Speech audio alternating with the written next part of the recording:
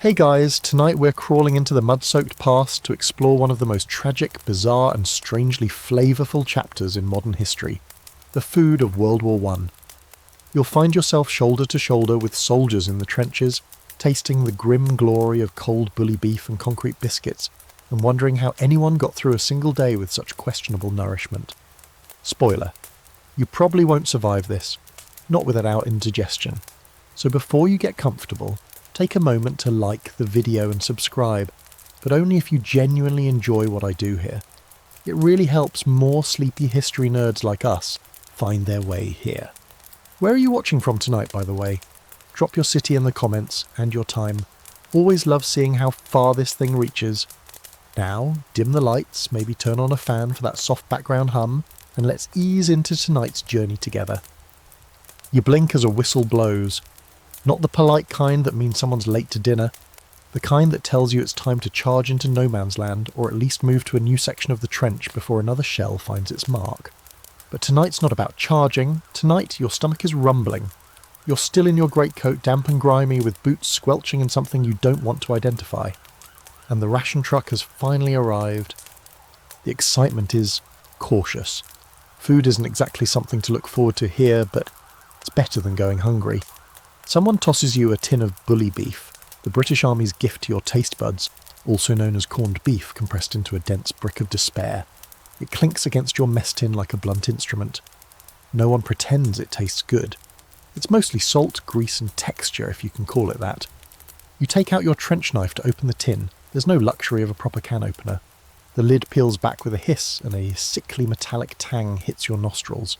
It's not rotten, but it's also not rotten.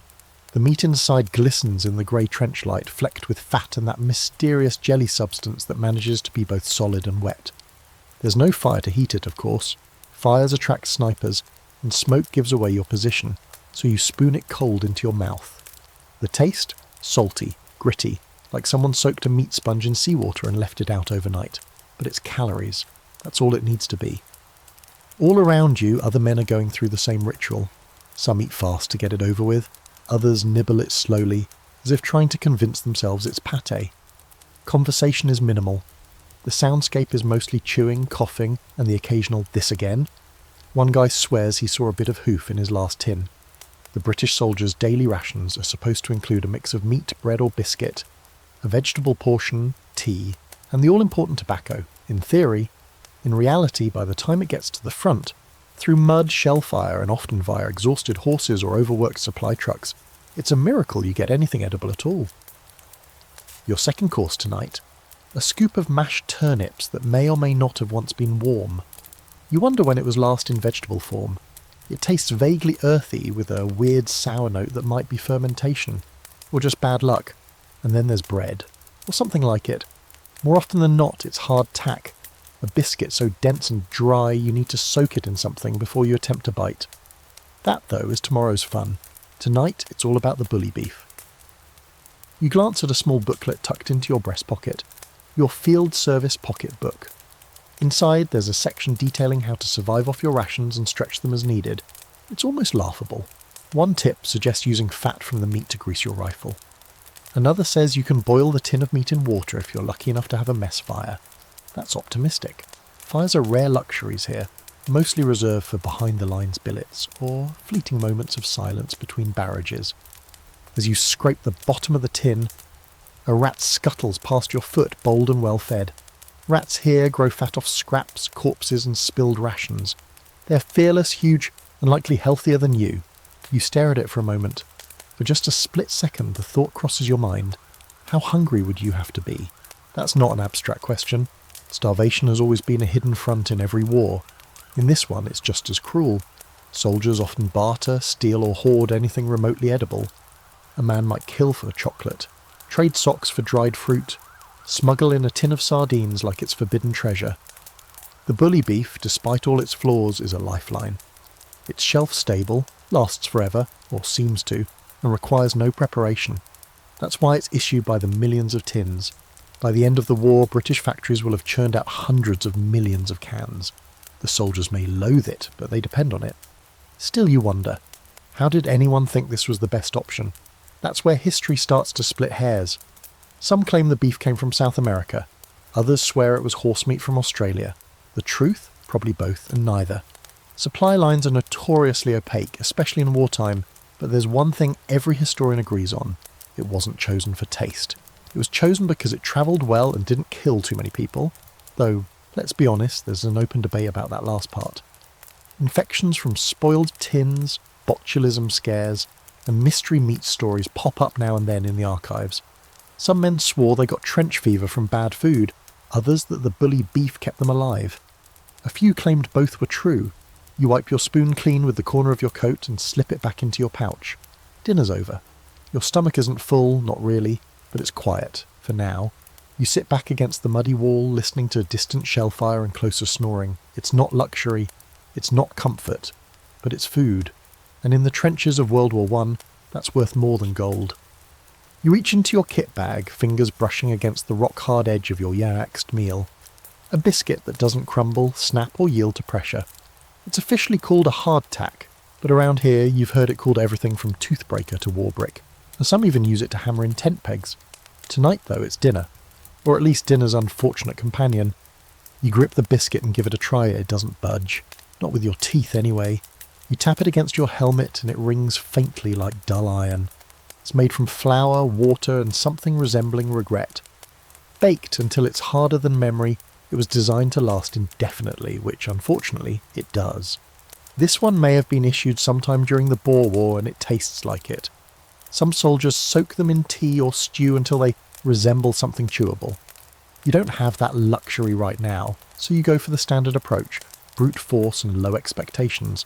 With a sharp jab of your bayonet, you break off a jagged corner. It splinters into your mouth like gravel. You start chewing, slowly, cautiously, feeling each molar creak under the pressure. There's a vague wheaty flavour buried under layers of dryness and something you sincerely hope is just stale air. It crumbles into a sandy paste that dries your tongue instantly. Water would help, but the trench canteen is nearly empty, and the thought of refilling it with that slimy green stuff from the water drum is not appealing. Around you, other soldiers are gnawing on their own bricks of despair. One guy is smart. He's hollowed out a small trench in his biscuit, poured in some bully beef and called it a sandwich. You consider doing the same, but the effort feels Herculean. Instead, you just chew and chew, counting the seconds until it softens enough to swallow. Hardtack's not unique to the British. It's been around for centuries. Sailors ate it during the Napoleonic Wars, and Union soldiers carried it through the American Civil War. Some say it's the most indestructible food ever made by humans. There are actual preserved samples in museums that are still technically edible, though no one has dared to try, except of course for you and every other poor soul stuck in this trench. The funny thing, in theory hardtack could last forever. That was the idea. Food that didn't rot, mould or attract bugs. Except it did attract bugs. You've seen biscuits crawling with weevils, tiny black dots that wriggle just under the surface. The real veterans don't even flinch. They call them meat sprinkles, and just eat around them. You, still relatively new to all this, pretend not to see anything and keep chewing. One day, someone in your unit gets creative and tries to carve one of these biscuits into a domino. Works pretty well until it cracks mid-game. Others use them as makeshift shims for gear repairs. One guy even carves a crude heart into his and mails it home as a love token. His sweetheart probably thought he was being romantic. In reality, he just couldn't eat the damn thing. You've heard stories from the French troops, who are just over the rise. Their version of hardtack is called pain de guerre, war bread, and while it's slightly softer, it is just as grim. The Germans, by contrast, have a dry rye bread that at least has some structure and flavour. They call it Kommissbrot. Still no baguette, but it holds together better than this crumbling artefact in your hand. There's an open debate among soldiers and historians alike. Which was worse, the hardtack or the bully beef? Some say hardtack wins because it's practically inedible. Others vote for bully beef because of the sheer volume of it consumed. The truth is, they work best, well, least terribly, together. If you soak the biscuit in the beef fat, it softens just enough to chew without breaking a molar. That's the magic combo, not delicious, just survivable. As the night deepens, a few men try to cook something from the scraps. One of the older lads breaks up several hardtack biscuits, mixes them with hot water and leftover stew juice, and calls it trench pudding. It looks like wet cement and smells like regret, but he swears by it. You take a bite and find it marginally less awful than expected. There's even a salty crunch that might be from the turnips, or might not. You don't ask. Somewhere behind you, a rat squeals, chased by a boot. Someone else swears and drops his biscuit in the mud. No one bothers trying to clean it off. He just tosses it into the darkness, where it lands with a heavy thud and probably remains, untouched, for the rest of the war. A faint drizzle begins, because of course it does, and you pull your coat tighter.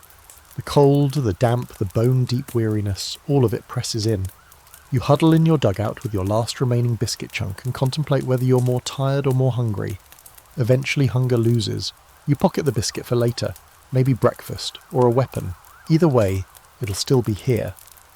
In quieter moments, soldiers swap hardtack horror stories. One man claims to have broken a tooth on his third day. Another swears his biscuit was stamped with a date from the Crimean War. It's probably just gallows humour, but you've seen enough to believe anything. You lie back in the trench, eyes adjusting to the gloom, listening to the distant rumbles of artillery and the muffled conversation of men trying to forget they're half-starved in a pit of mud. Someone sings softly, an old pub tune, off-key but comforting. You clutch your biscuit chunk like a talisman, dry crumbs flaking off into your coat, and close your eyes. In a war where even food is a battle, every bite feels like both victory and defeat. But for now, you're fed, sort of. You're alive. And tomorrow, if you're lucky, there might even be a can of peaches in the next supply crate. They say one made it through last week. No one's seen the guy since. The morning creeps in like a whisper, grey, wet and cold enough to make your fingers feel like someone else's. You wake not because you're rested, but because someone shoves a dented mug into your hands. It's warm, steaming. It smells vaguely of something comforting and something burned. Tea, British Army issued, trench brewed and boiled in a pot that's probably never been cleaned. You sip it anyway. It's gritty, tannic and a little metallic, but that heat crawling down your throat is pure magic.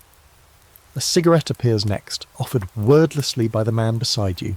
You take it, everyone does. You've started smoking more here than you ever thought you would. Nobody judges you. Tobacco and tea, these are the true lifeblood of the trenches. They wake you up, calm your nerves, distract your mind, and occasionally help you forget that your last meal came with a side of beetles. You light up using a match that's been kept dry in someone's sock. The cigarette tastes like paper and dust, but it brings your nerves down from a simmer. The morning routine begins. Some soldiers clean rifles, others check boots or letters from home. A few just sit and stare. You clutch your tea like it's a relic from a better world and blow gently on the surface, watching the steam curl upward like ghosts. There is something almost searid about this moment. In the lull between misery and madness, tea becomes more than a drink, it's ritual. It's the one thing the army tries to keep consistent. No matter how low the rations fall, some form of tea almost always shows up. Sometimes it's just loose leaves in a dirty sock dipped in boiling water. Other times it's been pre-mixed with sugar and evaporated milk, brewed in old petrol cans and served lukewarm with a side of grease. You remember one especially awful morning when the cook, if he deserves that title, accidentally brewed it in a tin that once held fish. The result was fishy tea, a horrifying experience that no one has ever really forgiven him for.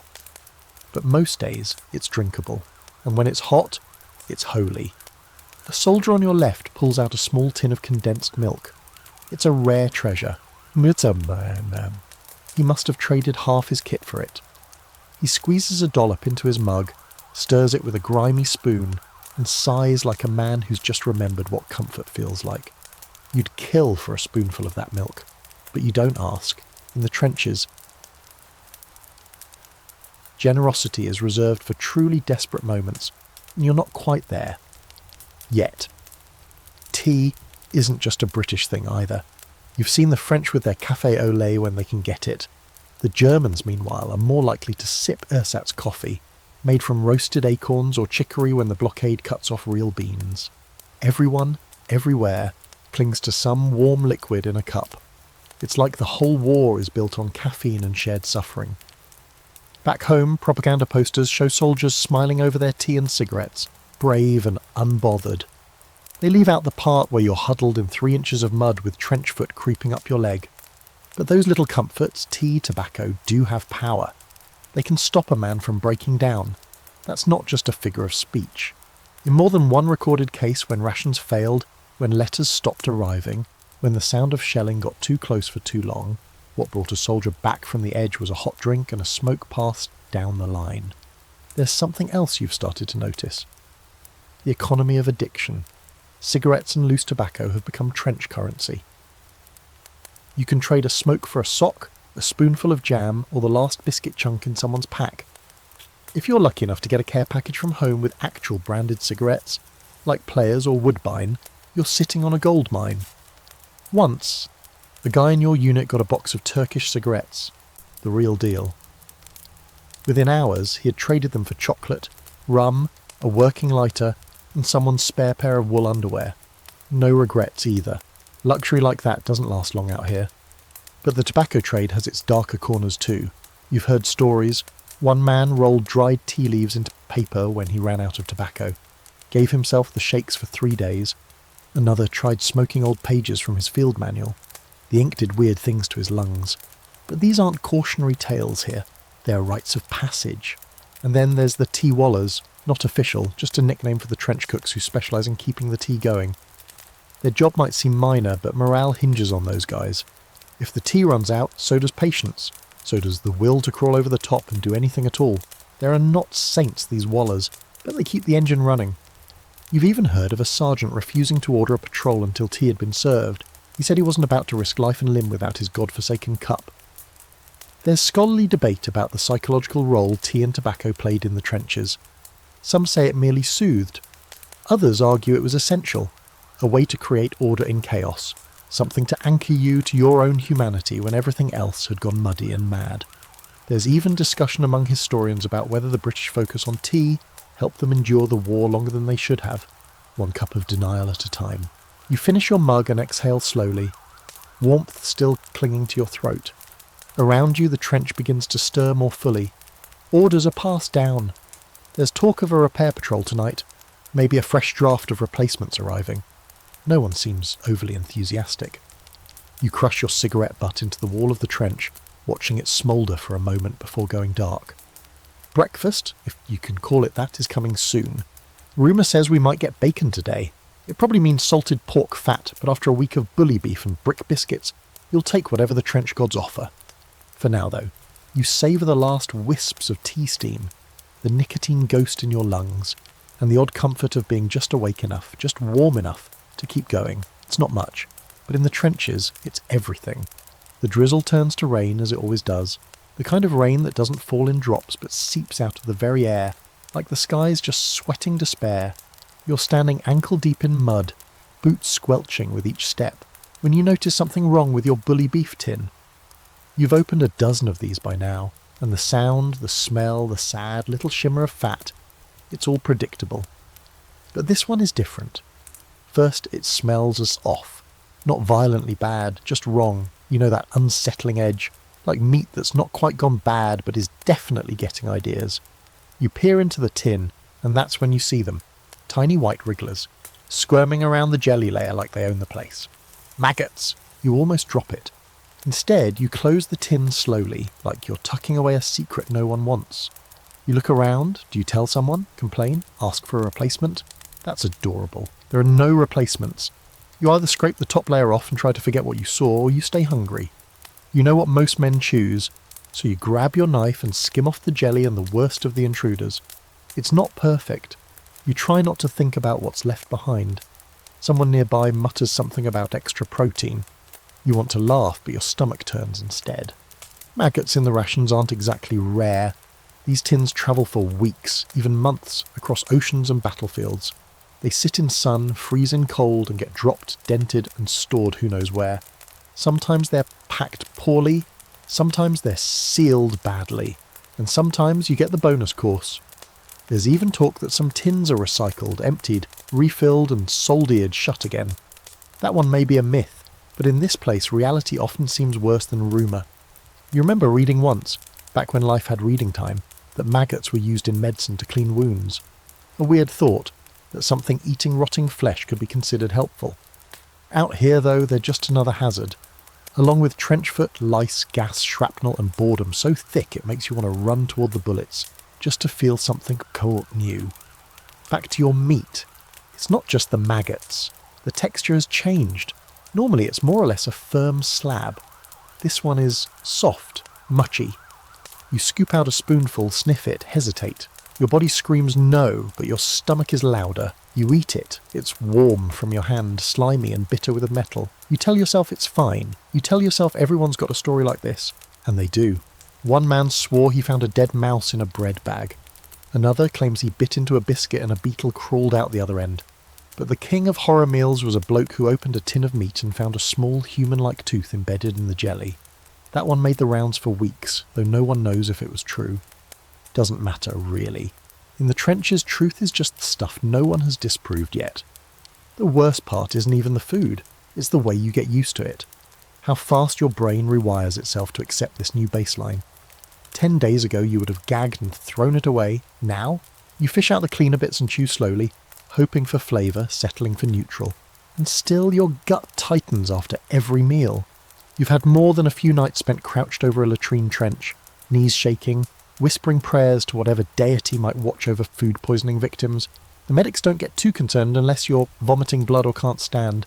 Everything else is just normal digestive distress. The cook, Private Barker, isn't really to blame. He does what he can with what arrives. He's not a trained chef.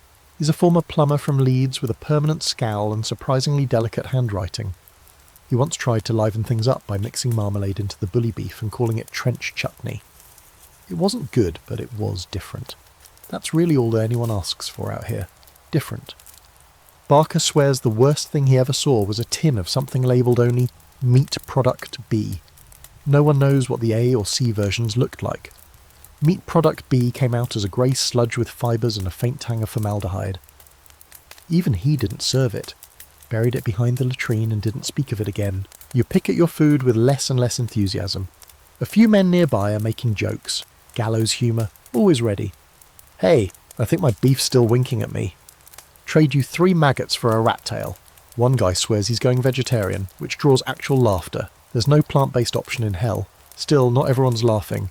The younger guys, the fresh replacements, struggle the most. You see one, pale and shaky, holding his tin at arm's length, trying to figure out what he's supposed to do. You watch as he swallows hard and forces a bite down, eyes watering. No one mocks him. You've all been that kid. This whole scene, rotting meat, crawling insects, men pretending to eat like it's normal, it paints a weird kind of picture. You start to wonder how many other wars were fought not just with guns, but with guts, literal guts. The ability to choke down whatever's going in front of you and keep marching. There's scholarly argument about just how bad the food really was.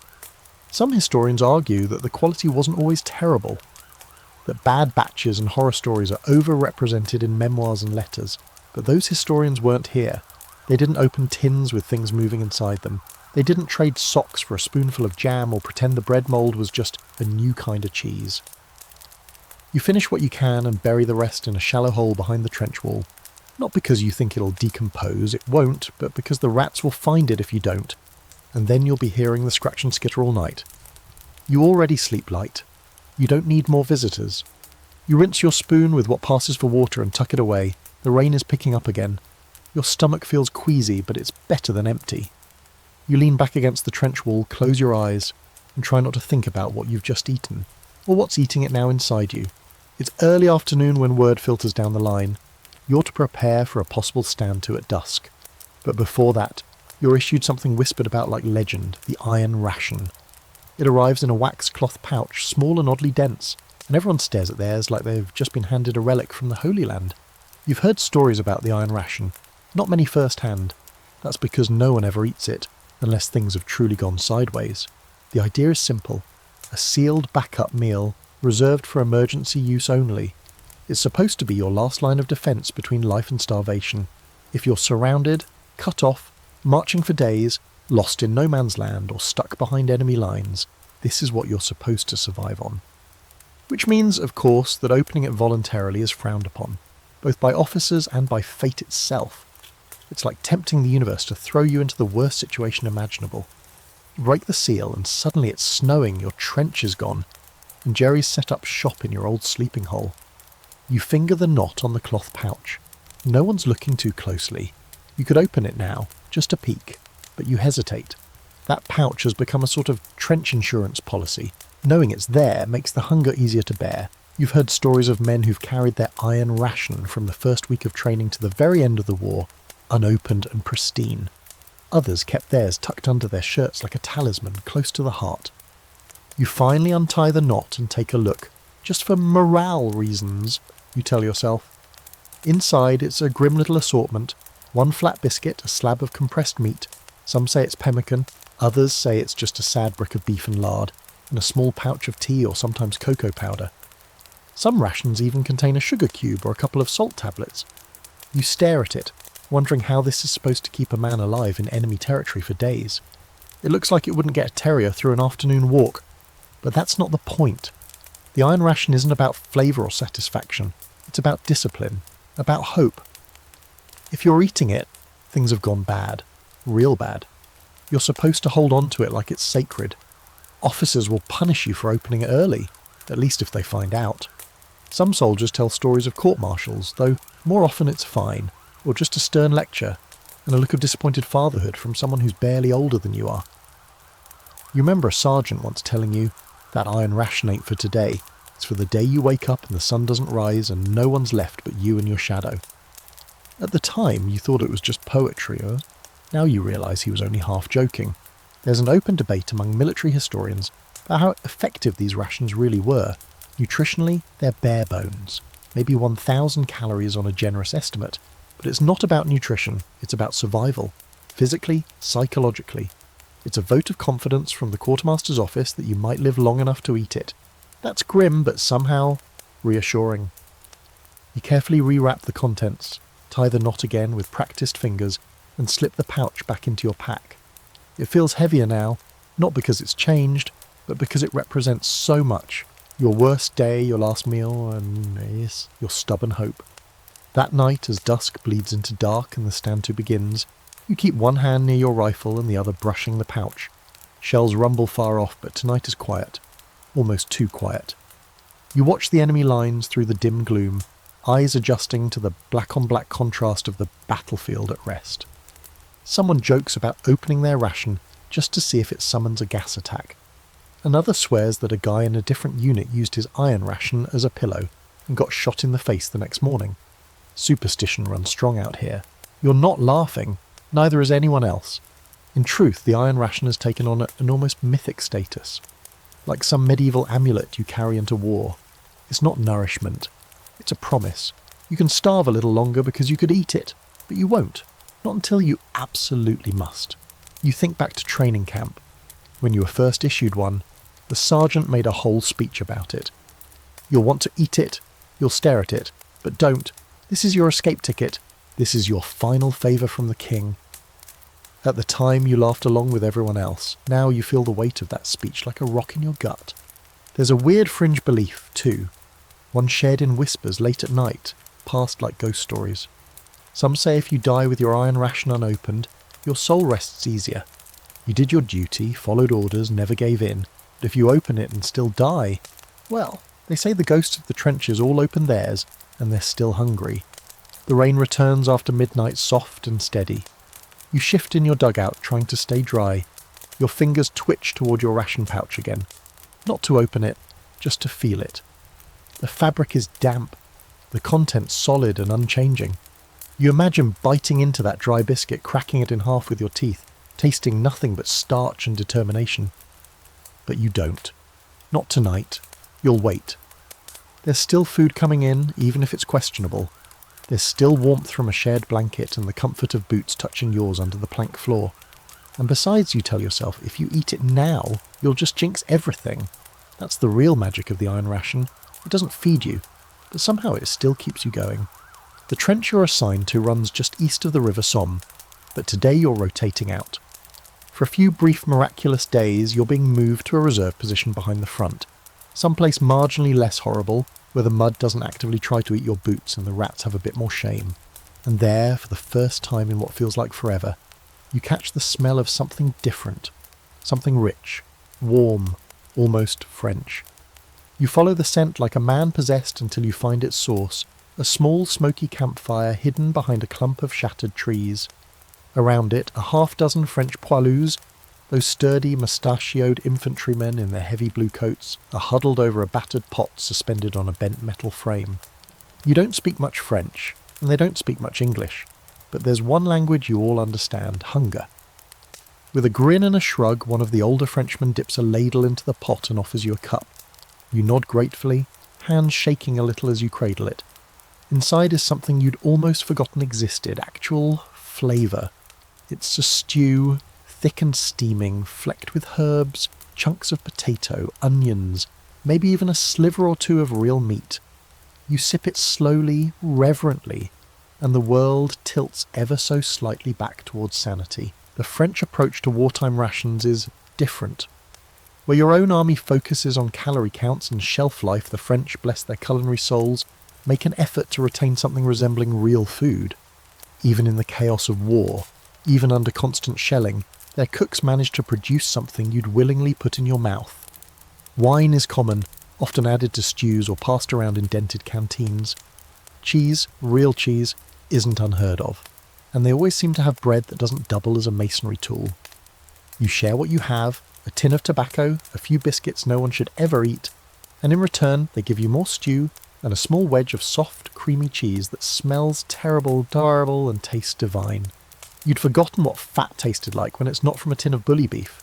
This melts on your tongue and warms your belly in a way no iron ration ever could.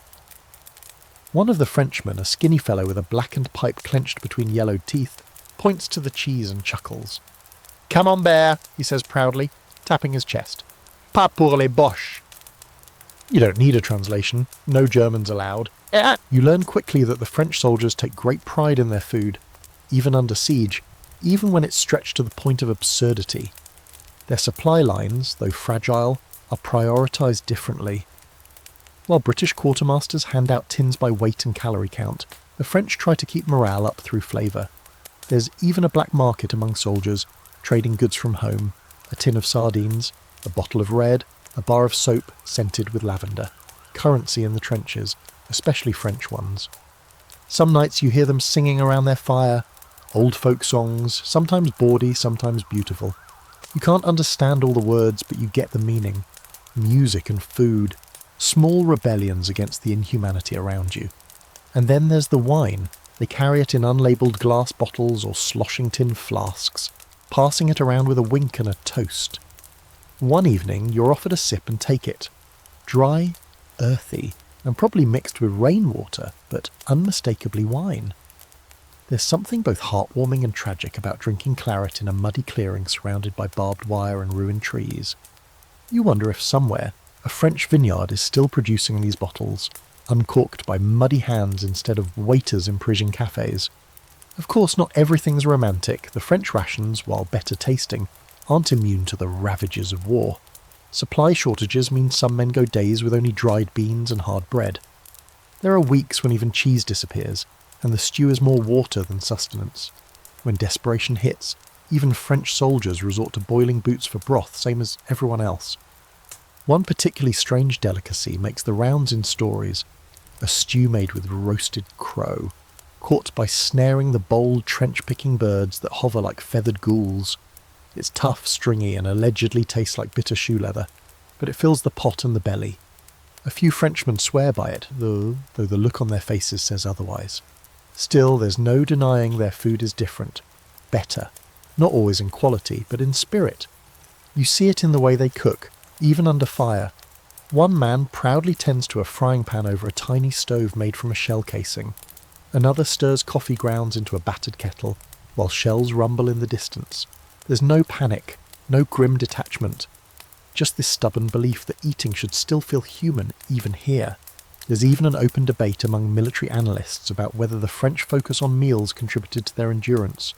While British troops wrote home about the cold and the slop, French letters often mention meals, small joys shared among brothers. Some scholars argue this attention to food helped preserve their sense of identity. Others say it was just a byproduct of culture, one that happened to give them a mental edge. You return to your unit with a full belly and a little more life in your limbs. You're not ashamed to admit it. You actually smile that night. For the first time in weeks, the knot in your gut loosens. You feel human again. You joke with your mates, share what little you brought back, and sit quietly as one man carves something into the stock of his rifle, a loaf of bread and a wedge of cheese drawn with the reverence most reserved for saints. Before sleep, you reach into your kit and fish out the hard biscuit you saved from the last British ration. You look at it. Then, without a second thought, you hurl it into the dark. It lands with a satisfying thunk. You roll over and close your eyes, dreaming not of home, not of the war's end, but of soup, cheese, and the scent of wine-soaked onions drifting through the trenches like a prayer. You've been hearing things about the German trenches, not from official reports, but through whispers, captured letters, the odd conversation with a prisoner under guard. You expected more or less the same miserable diet: bread bricks, meat paste, and meals better left uneaten. But what you discover when you finally get a glimpse is unsettling. The German army doesn't just feed its soldiers, it organises them like a well-oiled machine complete with a nutritional blueprint, and they've built that machine around two pillars: sausage and bread. You first catch sight of it during a prisoner escort detail. A small group of captured German infantry, muddy, tired, but oddly well fed, are huddled together on the edge of your lines. One of them unwraps something from a cloth napkin and takes a bite. You can't help staring. It's dark bread, firm but soft, and it smells like rye and something warm.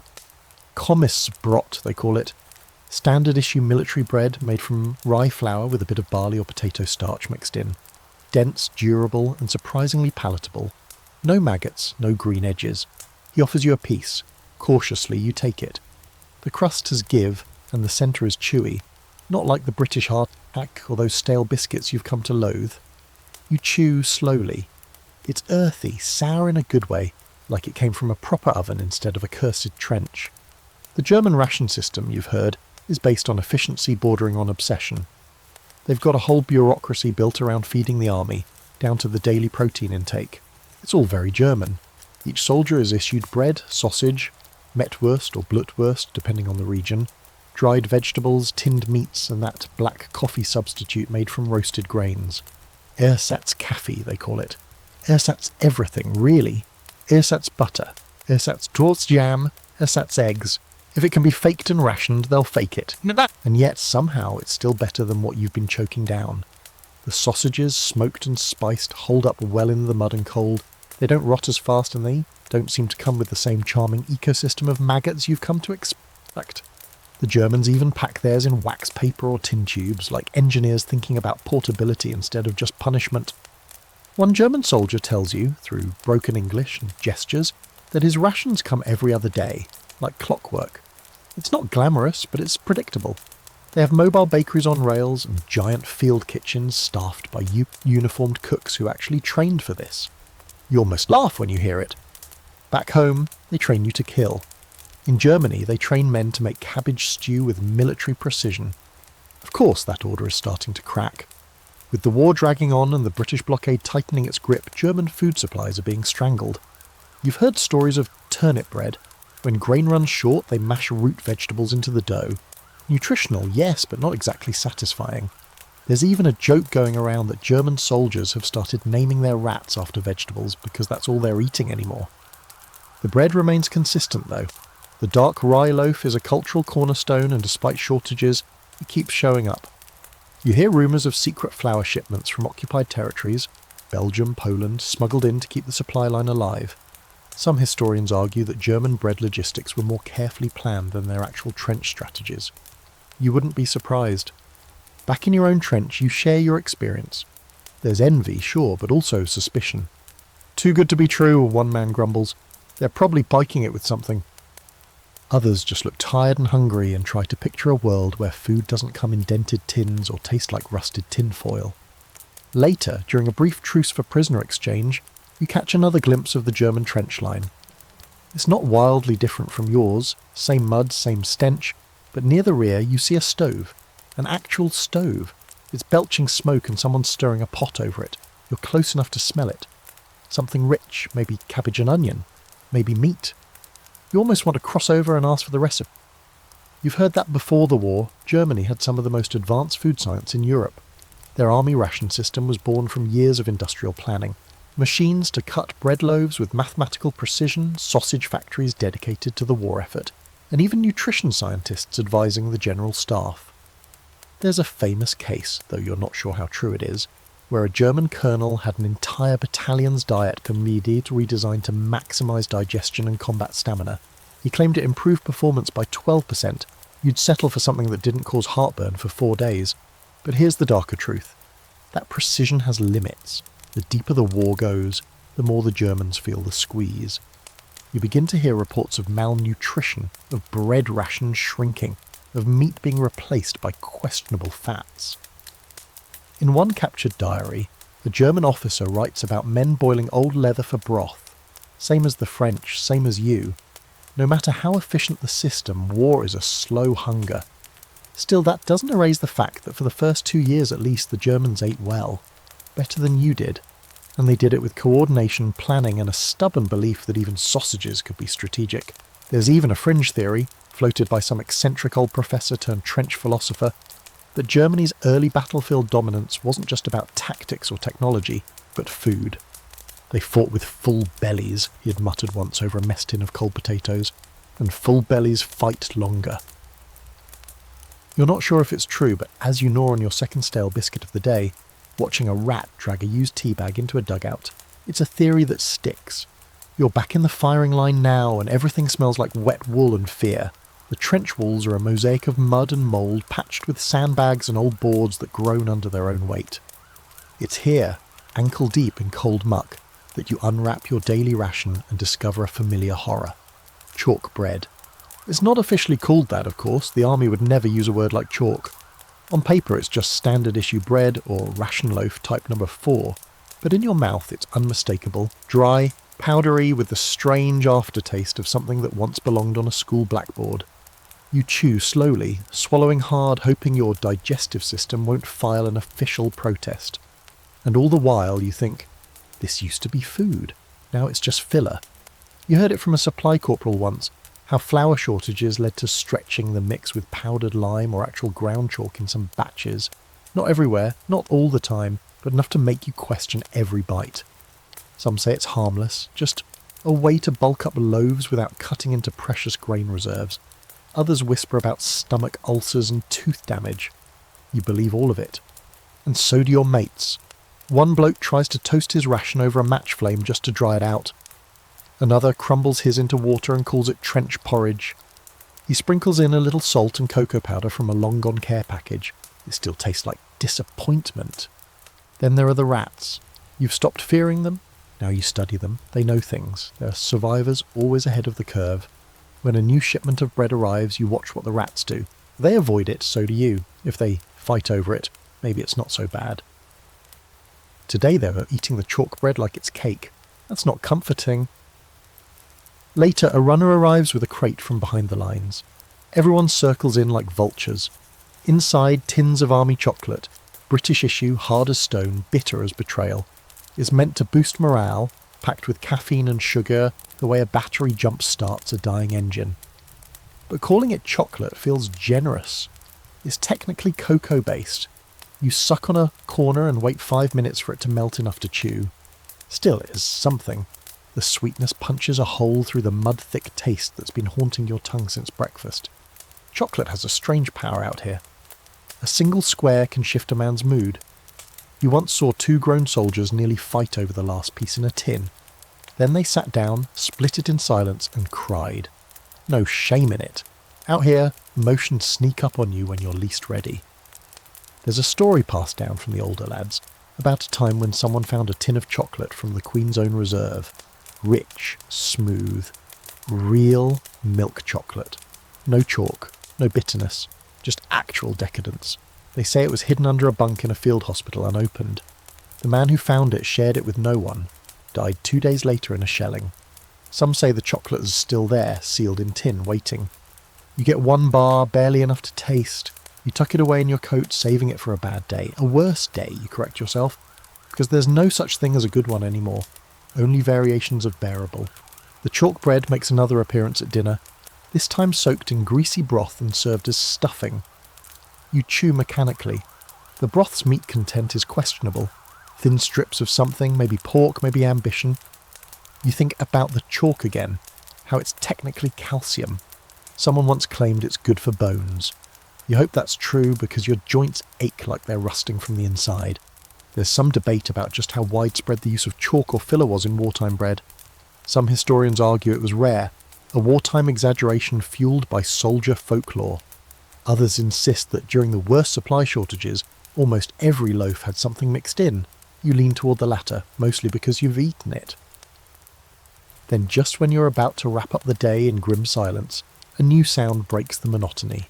Singing. A ragged chorus rises from the French trench a few dozen metres to the left. You don't understand the lyrics, but the tune is oddly familiar. Something about it cuts through the haze in your brain. It reminds you of home, of warm kitchens and actual meals, of clean sheets and dry feet. You close your eyes and let it wash over you the way wind moves through wheat. The rats grow bolder at night. You hear them scurrying over crates, rustling in canvas sacks, even brushing your boots. You can't sleep with your bread in your pack. They'll chew right through. One guy keeps his wrapped in wire mesh like some sort of anti-rat safe. Another stores his in a sock under his helmet and wears it all night. The rats get it anyway. And yet despite all of it, the chalk, the rodents, the gut-turning stew, you eat. Because hunger trumps disgust every time. You keep chewing, keep swallowing. You lie to yourself that tomorrow's batch might be better. That maybe someone in a rear tent will realise that ground limestone isn't really food. Sometimes, though, you let yourself dream of better meals. You close your eyes and picture thick slices of real bread, warm and soft, with a smear of butter that doesn't come from a tin. You imagine cocoa that melts instantly, sweet and creamy, in a warm tin mug held between clean hands. You remember the idea of food, back when it meant more than just survival. Then the wind picks up, carrying the stink of latrines and cordite, and you're back in the trench, chewing on chalk, waiting for dawn. The morning starts with silence, which is never a good sign. No shells, no rifles, not even birds. Just stillness. You know from experience that this kind of quiet usually means someone, somewhere, is making a very loud plan. You sit on the fire step, ration tin in hand, staring into the fog like it might suddenly part and show you home. Then the whispers begin, nothing official, just trench gossip mutating down the line. There's talk of supply lines being hit, a blown bridge, a German advance slicing off a convoy. Whatever the truth is, one thing's certain: the food isn't coming. Not today, maybe not tomorrow either. And just like that, the worst word in the trenches spreads like a virus. Shortage. You've been hungry before, not the kind of hunger that comes from skipping lunch. The kind that makes your jaw ache, your hands tremble, your brain dull at the edges like a fogged up mirror. It's the kind of hunger that turns men into animals, and this time it's not just you. It's everyone. Lunch is a slice of bread so thin you can see daylight through it, and a single scoop of stew that's mostly water with a few unidentifiable root vegetables bobbing like shipwreck survivors. The cook, usually gruff and full of sarcasm, doesn't even look up as he ladles it out. He just mutters, "Stretch it, don't ask." By mid-afternoon, tempers start to fray. Two men nearly come to blows over a smear of marmalade. Another punches a wall when he finds a biscuit tin already raided. Your own stomach twists and growls like a wounded animal. You try to ignore it, try to sleep, try to read a page from a crumpled letter from home, but the words blur and fade behind your hunger. There's an ugly truth here that no one wants to say out loud. Hunger can be a weapon, not just the slow creeping kind that haunts civilians on the home front. You've seen armies starve each other with more precision than bullets. Cut the lines, bomb the convoys, poison the wells. It's quiet, slow, and devastating. You remember reading, somewhere in training, that the Germans had a word for it. Kehlfraß, bear eating, stripping an area of everything edible. You're seeing it now. The trench, once lined with half-eaten tins and scattered crumbs, has been picked clean. Even the rats seem leaner, faster, more desperate. Someone down the trench begins boiling nettles. You hadn't even known they were edible. He says his grandmother taught him during the potato blight. The smell is bitter and green, like a garden that's given up. You watch him slurp it with the reverence of a man enjoying the finest soup in France. You trade him 2 cigarettes for a mugful. It burns your tongue and tastes like boiled lawn, but you drink every drop. Desperation makes you inventive. A few soldiers start foraging during patrols, grabbing whatever they can from the ruined fields between lines. Wild onions, turnips, sometimes berries. One brings back a pigeon, half roasted on a bayonet over a small spirit stove. He guards it like treasure and eats it alone, crouched in his corner of the dugout with a haunted look in his eye. And then there are the unspoken rules. You don't take from another man's mess kit, you don't lie about having extra rations, and you absolutely don't steal from a comrade. But rules bend under pressure. You start noticing food going missing. A biscuit here, a slice of meat there. Someone's hoarding, someone else is bartering in secret. The whole trench turns into a slow, paranoid swirl of suspicion. You keep your own rations close, even though there's barely anything left. One crumbled biscuit in a tin, a smear of jam on a ragged crust of bread. You tuck it under your coat when you sleep, next to your chest, guarded like a secret. There's a story floating around, might be true, might be trench myth, about a regiment that went 3 days without food and finally turned on itself. Nothing dramatic, just men slipping away in the night with packs that weren't theirs. One man was found with 8 biscuit tins under his bedroll. Another was caught boiling shoe leather and calling it beef. The officer tried to restore order with promises that supplies were coming, but morale collapsed. Half the men ended up reassigned. A few just disappeared. You can see how it happens. Hunger changes everything. It makes you forget why you're fighting, who you're fighting, even who you are. It shrinks the war down to a single question. What can I eat next? And yet somehow you keep going. Maybe it's pride, maybe it's habit, maybe it's that little scrap of chocolate you keep tucked in your kit, untouched, waiting. You think about opening it just to get through the night, but you stop yourself. You whisper a quiet threat to anyone or anything that tries to touch it while you sleep. Historians later argued whether supply shortages were intentional strategy or just mismanagement. Some claim high command underestimated the complexity of feeding millions across a landscape churned into chaos. Others suggest it was calculated, cutting off food to soften enemy morale before a major push. There's no clear answer. All you know is that here, at this moment, food is not just fuel. It's a reason to keep breathing. When dusk settles in, someone passes around a flask with something sharp and burning in it. Not rum, not brandy, maybe homemade. You take a swig and feel it light up your throat. It does nothing to quiet your stomach, but it dulls the ache in your ribs. That's good enough. You sleep curled tight around your coat as if your body can feed off its own heat. Your dreams are full of tables, loaves of bread, roast chicken, hot soup that never cools. You wake with your stomach louder than the morning shelling. There's still no food truck, no crate, just another whisper. Maybe tomorrow. The rumour comes by way of a corporal with mud on his chin and a voice like gravel. Field kitchens moving up. You don't believe it at first. Sounds like one of those morale-boosting lies officers tell when morale is scraping the floor. But then you hear it. A faint clatter. The rhythmic clang of ladles against steel. A metal-on-metal percussion so familiar and so far removed from the war's usual soundtrack of gunfire and screaming. You crane your neck over the trench wall and catch a glimpse. 2 covered wagons, horses struggling through the muck, trailing thin columns of smoke. Field kitchen. You climb up for a better look, and for the first time in what feels like years, you smell actual cooking. Not stew in a tin, not damp biscuits. Cooking, onion, grease, maybe even garlic. You can't tell if it's real or if your brain is playing some cruel joke, but your mouth starts watering instantly. The cook, a man known only as Butterfield, wheels the stove into place, grinning like he's just won the lottery. He's wearing a soot-streaked apron and a cap that might once have been white. The field kitchen is a mobile monstrosity, half cart, half cauldron, pulled by draft horses and powered by fire, sweat, and whatever ingredients survive the supply route. You hover close, pretending not to stare. Butterfield raises the lid on one of the great black kettles, and steam bursts out in a glorious hiss, curling upward into the mist. The smell confirms it. This is food with intent. You catch a glimpse of carrots, leeks, and something that might be lamb, maybe goat. Doesn't matter. It's meat, real meat. There's colour in it, depth, soul. Field kitchens like this one are miracles of logistics and stubbornness. Dragged from position to position, often across open ground through artillery zones and sniper ranges, just to serve up something hot to starving men. The cooks who run them are a different breed, equal parts brave, mad and essential. They're often overlooked, not glamorous enough to write home about, but you learn quickly that the man who controls the ladle holds more power than most lieutenants.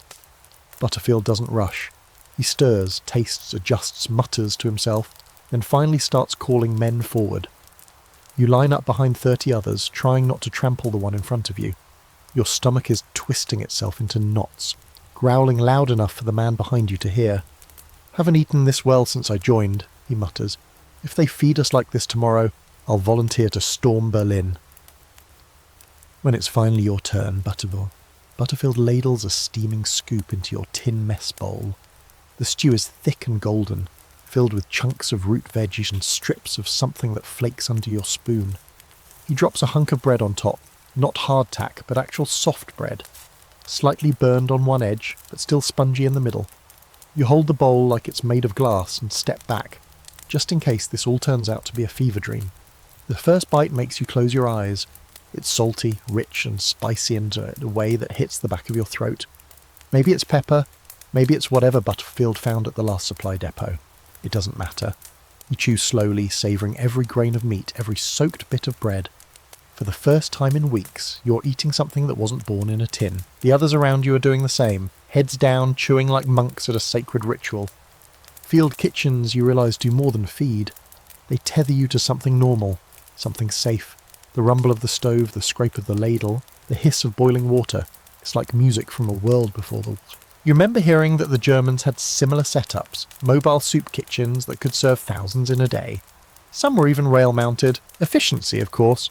But this feels like care. You ask Butterfield what's in the stew. He grins, missing one tooth, and says, "Whatever didn't crawl away fast enough." Then he hands you a scorched, folded recipe card with handwriting too neat for a man who lives in fire and grease. On it, Trench Surprise serves 150. Ingredients include some meat, a lot of potato, lesser root vegetables, and pepper if you're lucky. The last line reads, "Optional. Prayer." Later, a letter from home arrives. You sit with your back against the dugout wall, full for once, and read about your brother's new job, your mother's latest worry, and how the cat has taken to sleeping in your old bed. You smile at the line, even though it stings. Then you carefully fold the letter and tuck it into your coat, right next to the recipe card. Night falls and the cold returns, but it's easier to face with something warm in your belly. You pass the field kitchen again on your way to stand to. Butterfield's asleep, curled up under a canvas flap, a spoon still in one hand. The stove embers glow faintly in the dark, a beacon of civilization amid the ruin. There's a scholarly argument floating around, one you heard from a chaplain who used to teach philosophy, about how civilization can be measured by how it feeds its people, even in war. Not just if it feeds them, but how. Field kitchens, then, are more than logistics. They're a statement. We still care about the men we send to die, but not all is perfect. You've heard of field kitchens blown apart by shellfire, entire meal wagons turned into scrap metal and bone, cooks killed before the stew ever reached the trenches, and yet they keep coming, keep risking it, keep ladling hope into tin bowls. Before bed, you share a crust with the man beside you. He offers you half a cigarette in return. You sit in silence, chewing slowly, the stew still warming your insides, the cigarette smoke curling around your head like a lullaby. And for one brief, impossible moment, the war slips away. You fall asleep to the sound of pots clanking and water boiling in the dark. You wake up to rain so fine it feels like the air itself is leaking. The trench smells like soaked leather and iron, the scent of rusted weapons and sodden boots rising in waves. There's talk of a new stew in the works, different from yesterday's miracle at the field kitchen. No Butterfield, no mobile stove wheeled through the muck. This time it's trench stew, also known by its many less flattering names. Slop, death soup, or last rites ragout.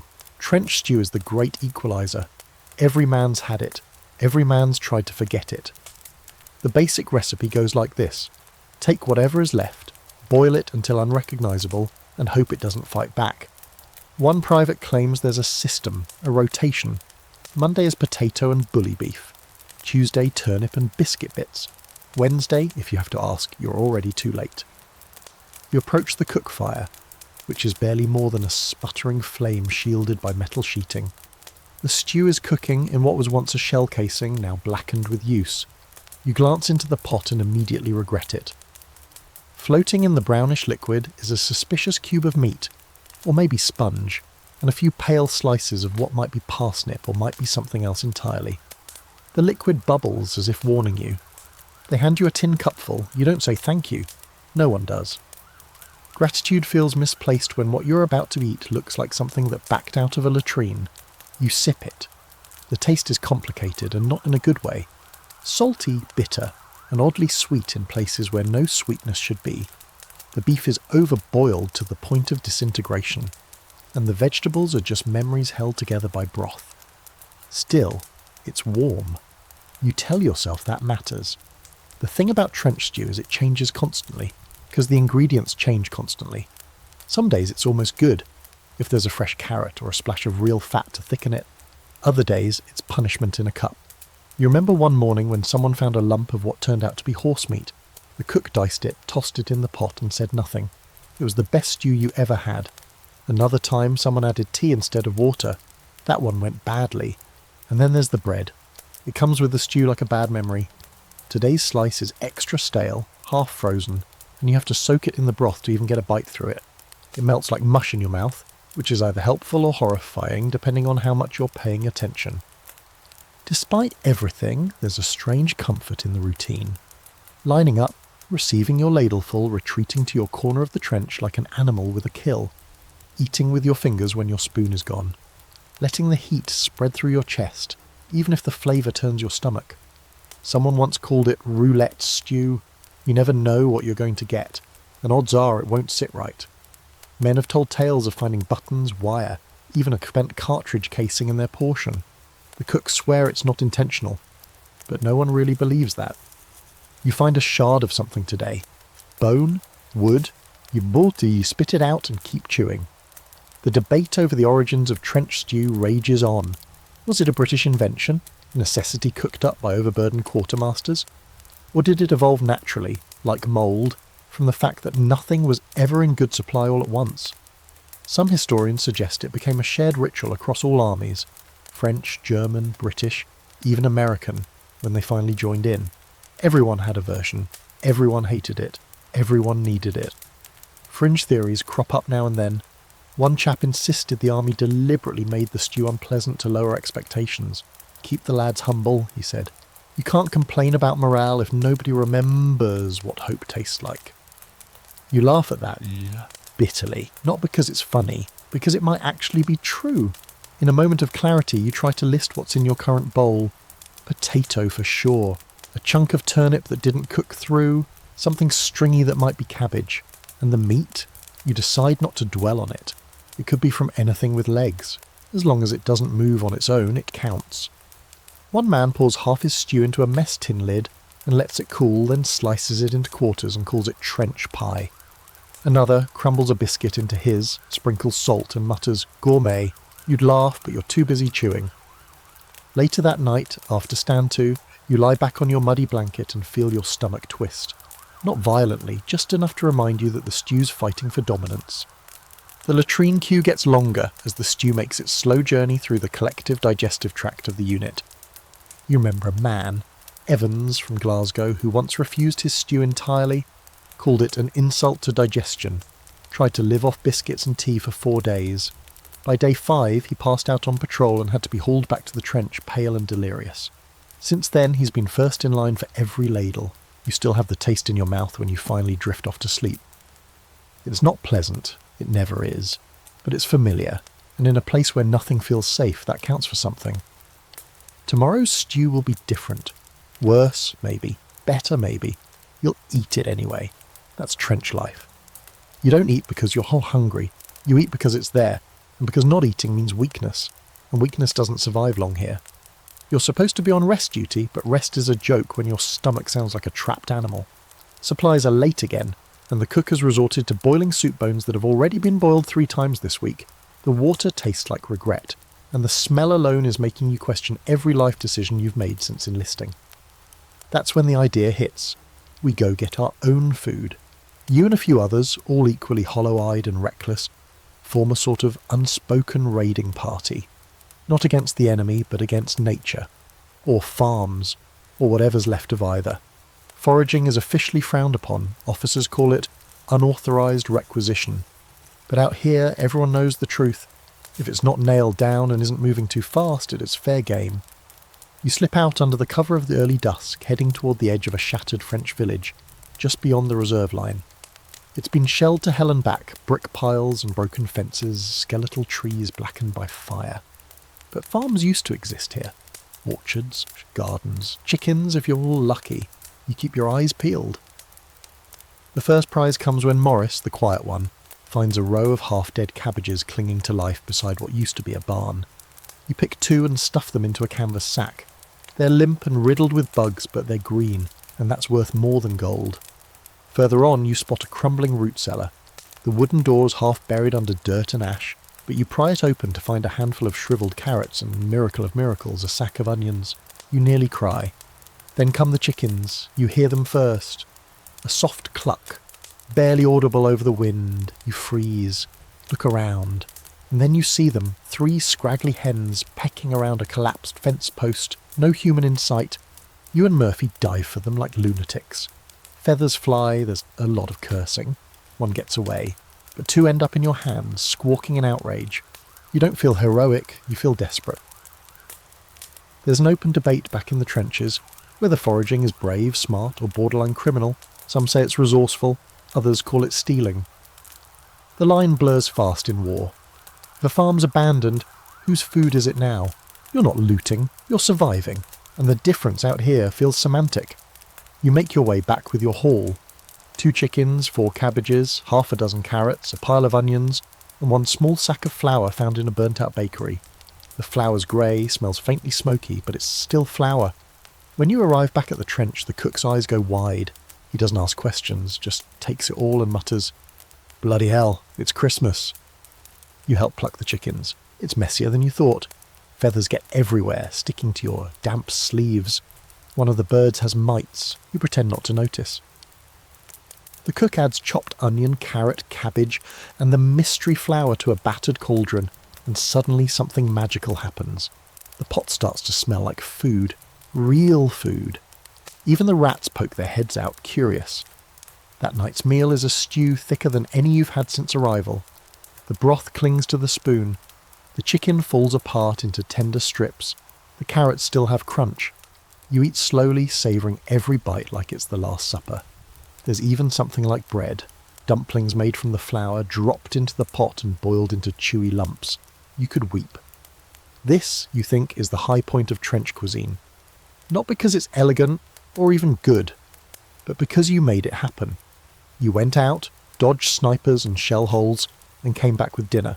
There's a fringe rumour that some officers used to forage too, but sent their orderlies instead. One legend tells of a lieutenant who found a goat, smuggled it into the trench, and kept it hidden for weeks as a personal milk source. Eventually the men got wind of it and staged an unofficial court-martial for hoarding dairy. You sit beside the fire with your belly full, rubbing the grease from your fingers into your sleeves. Across the trench, someone's carving a chicken bone into the shape of a whistle. Another guy, clearly inspired by dinner, starts humming a hymn from childhood. You'd join him, but you're too busy savouring the aftertaste of real food. There's a cost to everything, though. The chickens brought mites. Your neck itches all night. You suspect one of the onions was bad, judging by the digestive symphony coming from the latrine pit. And there's always the chance that someone higher up will find out you left the line without orders. But none of that matters when your stomach is full. You lie back in the dugout, hands behind your head, watching the stars appear one by one. For once, your dreams aren't of home or peace or escape. They're of chickens, onions, carrots, of not being afraid to take what you need. Because in this war, no one gives you anything. Not really. You have to find it, steal it, grow it if you can. And when you do, when you bring back even the smallest victory from the dead land beyond the wire, you remember who you were before the mud and the shells and the endless stew. A man who could make something good, even if it's only dinner. You hear your name shouted from across the trench. A bundle sails through the air and lands with a wet thwack in your lap. It's wrapped in waxed paper and tied with fraying twine. Your breath catches. A parcel from home.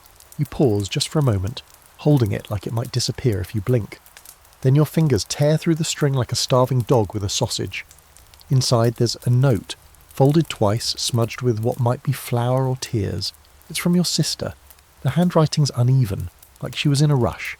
She says she baked something special, something you used to beg for when you were a lad. You dig deeper into the parcel and find it. A lumpy, crumbling cake wrapped in oilcloth and optimism. You stare at it like it's a slice of heaven.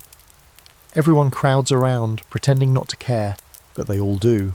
Parcel envy is the one emotion shared equally among soldiers. You break off a piece and sniff it. It's dense, dark, studded with raisins, or maybe currants, and smells faintly of nutmeg, or at least something pretending to be nutmeg. It's half crushed and more than a little mouldy on one side, but your mouth waters anyway. You offer it around. That's the unspoken rule. When someone shares cake in a trench, it's not about generosity. It's about not dying with a face full of crumbs while your mates look on. Everyone takes a small bite, reverent, chewing in silence like it's communion. The sweetness hits hard after weeks of salt and tin. One guy closes his eyes and just nods, slowly. Another wipes his mouth like he's savouring fine wine. It's over in less than a minute. There's also a tin of jam buried at the bottom of the parcel like treasure. Raspberry, homemade. You open it with your bayonet and lick the blade clean without a trace of shame. Then you dip a biscuit into it, a real army biscuit, chalky and stiff, and let it soak for a second before biting down. It's not exactly cake, but for one strange moment, you could be back in your mother's kitchen. Letters from home are food too, in their own way. They feed something deeper. After you've eaten, you unfold the note again and read it slowly. Your sister talks about the new neighbours, about how your old cat still refuses to sleep anywhere but your bed. She says she's saving the best tea for when you come home, and you smile, even though you know she's lying. It'll be gone by winter. Tea doesn't last. She writes about a blackout drill and how Gran fell into a ditch trying to get to the shelter. You laugh out loud at that, and someone gives you a look like you've gone mad. Maybe you have, but it feels good to laugh, to remember that the world still exists beyond the mud. There's a debate about parcels, especially cakes. Some say it's cruel, that by the time anything reaches you, it's so ruined by damp and mould that it's worse than nothing. Others argue it's a lifeline. Even a lump of stale fruitcake is proof someone out there remembers your name. One guy claims his mum sent him a pork pie that turned green by the time it arrived. Another swears he once got a whole roast chicken. No one believes him. Another story goes around about a man who received a bottle of brandy, cleverly disguised in a hot water bottle. He shared it, then passed out under a tarp for 18 hours. Legend. You wrap the leftover cake in cloth and tuck it deep into your pack, even though it's already beginning to sweat. You're saving it for tomorrow, or maybe the next time you feel like you're losing the plot, which could be any minute now. Later that night you write a reply in a borrowed pencil stub, scribbling on the back of a folded map. You thank your sister for the cake, exaggerate a little about how good it was, and make up a few cheerful details she'll never be able to check. You tell her you're fine, that the officers are treating you well, that the weather's improving. None of it's true, not really, but lies taste better than honesty when written from a hole in the ground. There's a darker side to it though, something you try not to dwell on. The parcels that don't arrive, the families that send letters week after week into the void, not knowing their son's been gone for months. One man received 3 parcels in a row, all addressed to his twin brother. He opened them anyway, said it felt like being alive again, just for a moment.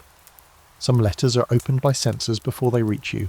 Whole paragraphs blacked out, inked over. The censors say it's to protect morale, to keep troop movements secret. But sometimes it just feels like erasure, like someone's shaving down your connection to the outside world until it fits their version of the war. But not tonight. Tonight you have cake, you have jam, you have a letter with your name on it. And for once, it feels like enough.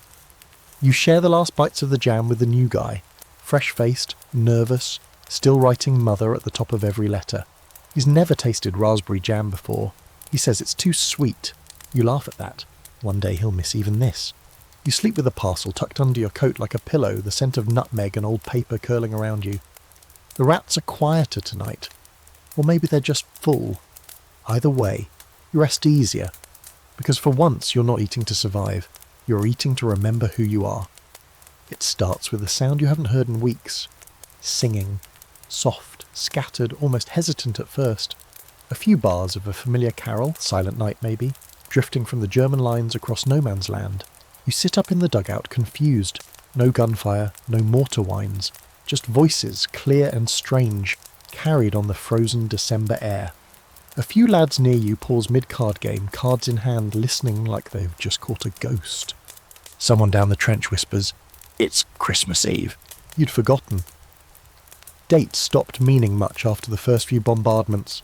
Time out here stretches and folds in on itself like a crumpled map, but now, with the chill so sharp it bites your teeth and your Breath fogging in the moonlight, the idea of Christmas hits you like a shovel to the chest.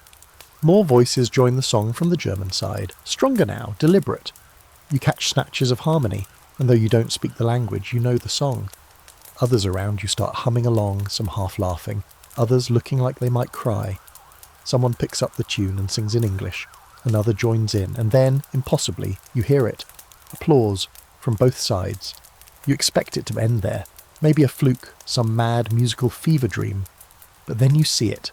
Flickers of candlelight along the German parapet, tiny flames glowing like stars placed atop makeshift Christmas trees, scrapwood and barbed wire twisted into hopeful shapes. There's movement in the dark, shadows, then a voice, clear and heavily accented, shouts, "We not shoot, you not shoot!" A tense silence follows. Rifles stay low but ready. And then someone, Murphy, of course, climbs halfway up the trench wall and waves. You want to shout at him, but instead you watch in disbelief as a German soldier does the same, hands up, unarmed. This is how the ceasefire begins. No orders, no strategy, just men, cold and starved and far from home, deciding they've had enough killing for one night. What happens next is something you'd never believe if you weren't living it. Men begin climbing from the trenches, carefully at first, as if expecting the air itself to bite. You follow, slowly boots, crunching over frozen mud and shell holes, until you find yourself standing in no man's land. And then you see them, German soldiers just a few feet away, holding out tins, bottles, even loaves of dark bread.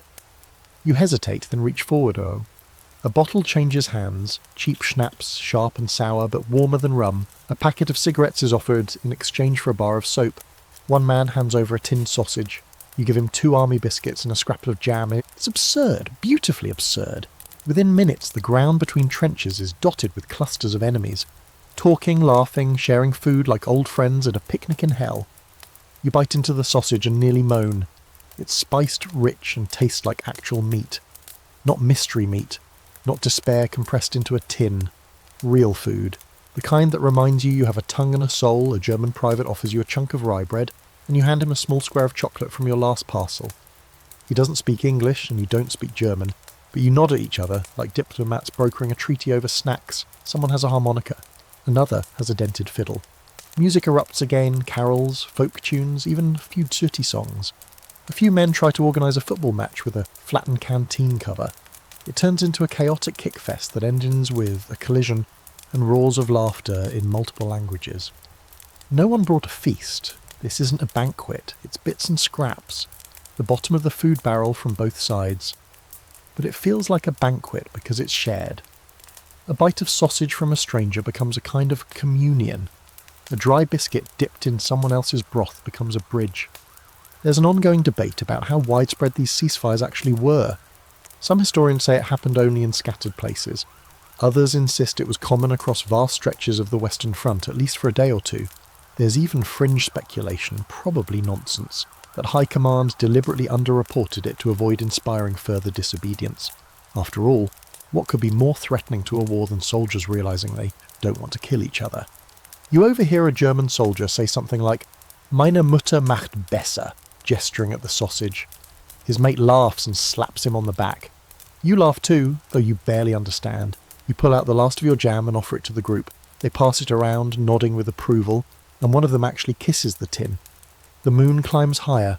Someone starts carving names into a shell casing, yours, a few Germans, initials in place of names. You toss a few buttons into the mix. They give you a badge from their tunic. Keepsakes exchange like family at Christmas. And then, just as quietly as it began, the magic starts to fade. A crack of distant gunfire reminds everyone that the war hasn't ended, just paused. Officers begin calling men to the lines, gently at first, then more sternly. One by one, men begin to drift away, backs turned, heads low. You shake hands with a young German soldier no older than yourself. He says something you don't understand, but his voice is soft, and his eyes are tired. You nod, and he nods, and then you both disappear back into your own walls of mud. That night, back in the trench, you unwrap the bit of sausage you saved. You eat it slowly, eyes closed, trying to hold on to the taste. You can hear someone nearby humming a carol, low and slow. No one's talking, even the rats seem hushed. Tomorrow, you know, It'll go back to normal, the shelling, the shouting, the rations. But tonight, for one strange holy moment, you ate with your enemy and didn't die. You're sent to headquarters for a day, not because of heroism or injury or anything worth celebrating. You're just chosen, randomly it seems, to carry a message down the line. A scrap of paper in an envelope, as if they haven't figured out phones yet. It's supposed to be a short trip, just a walk through support trenches and rear lines, but it feels like crossing into another world. One where the mud is a little less clingy and the air doesn't immediately try to kill you. And then you see it, the officer's mess. At first you think it's a joke, some kind of makeshift lounge, maybe a storage tent with a fancy name. But no, it's real. A canvas-covered structure with wooden floorboards, actual chairs, and a long table dressed in a white sheet that has no business being anywhere near a battlefield. Lamps flicker inside. There's even a little gramophone in the corner, humming out something jazzy and wildly inappropriate for a war zone. Someone opens the flap and steps out. He's clean-shaven, wearing a pressed uniform and smelling faintly of soap and tobacco. You suddenly become hyper-aware of the mud on your boots, the tear in your sleeve, and the fact that you haven't washed your hands in 4 days. The smell hits next. Roast meat, butter, something spiced. It's so out of place, so outrageously good, that your brain refuses to process it. You think about that last stew you choked down, grey, oily, floating with bits of things that had no business being in a bowl. And you wonder if this is even the same army. You get your answer soon enough. While you wait to deliver your message, someone offers you a cup of tea. Not the trench kind, this one's brewed in an actual teapot. It's warm, fragrant, with a splash of milk that doesn't taste like it was filtered through a goat. There's even a biscuit to go with it, flaky, buttery, sweet. You sit on the edge of a crate sipping, trying not to look like you're memorising every detail. Inside, the officers are seated at the table, talking casually over plates of roast beef, boiled potatoes, even peas. Real peas, green, not grey, someone's cutting into a pie. You watch the steam rise off the crust like it's a ghost. There's always been a gap, of course. Officers get better rations. That's how it works. Rank comes with perks. You knew that. But seeing it, smelling it, makes the difference feel obscene. While your mates are scrounging for carrot tops and boiling turnip skins, these men are debating the best mustard for lamb. The junior officer steps outside with a sandwich in hand. You must be staring because he stops, looks at you and then, bless him, breaks it in half and offers it. You hesitate for only a second before accepting. Roast meat, soft bread, a sliver of pickle. It's the best thing you've eaten since arriving in France. You thank him with your mouth full, and he chuckles like he's just done a magic trick. There's a quiet debate among the enlisted about how officers eat. Some say it's necessary, for morale, for hierarchy. Others argue it's just old-fashioned indulgence disguised as logistics. One sergeant told you, they say it's so they can think clearly. Funny how we're expected to fight clearly with half a biscuit and tea from a sock. You finish the sandwich and tuck the remaining crust into your coat for later. Back in the trench, you know it'll be a currency of sorts. You could trade it for a cigarette, or maybe even half a tin of jam, but part of you wants to hoard it, just as a reminder that real food still exists. Inside the mess tent, the officers begin toasting something, maybe a birthday, maybe a victory no one told you about. They raise glasses filled with something amber and smooth, definitely not water. Someone claps, someone laughs, the gramophone skips a beat and keeps playing. You feel like a ghost outside a party, peering in through the window, and yet you can't entirely blame them. Not really. They live differently because they have to. There are targets in their own way. Responsibility is a heavy thing, and perhaps roast lamb and good whiskey help carry that weight. Still, it's hard not to feel the gap in your stomach as much as the one in your rank. Eventually your message is delivered. No one opens it in front of you. Probably doesn't matter anyway. You're given a pat on the shoulder and a good man, which you accept with a nod and clenched teeth. Then you start the walk back. The ground gets muddier. The air turns colder. The smell of meat fades into damp canvas and gun oil. By the time you reach your trench again, you're covered in dirt. Someone asks where you've been. You shrug. Just errand duty. No one presses. You hand the crust of the sandwich to a lad with a bloody bandage on his leg. He doesn't ask where it came from, just chews in silence, eyes closed. That night, as you slurp down the usual thin stew and pretend not to notice the beetle floating in it, you think about the table, the pie, the music, the lights. You don't hate the officers. Not exactly. But the next time someone says we're all in this together, you'll remember that sandwich. The way it tasted like something worth living for, and the way it was gone in 2 bites. By now, you've come to expect a certain flavour profile from trench cuisine, mostly metallic, aggressively bland and faintly reminiscent of sadness. But then one morning you wake to find posters plastered all along the dugout walls, bright colours, bold letters, British soldier, smiling too wide, lifting a tin of corned beef like it's a crown jewel. He eats well because he fights well. You laugh out loud. That's what passes for humour these days. Propaganda, of course. Food posters are everywhere now, even out here in the mud, encouraging you to enjoy your rations, as if that chalky biscuit and stringy meat stew are some kind of gourmet spread.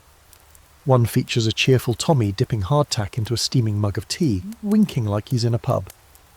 You wonder if the artist ever actually tasted trench stew, or tried gnawing on a cold lump of beef jelly while a rat watched from his boot.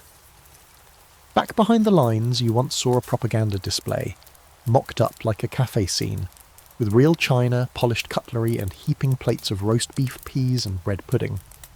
Typical British Army meal, the sign read.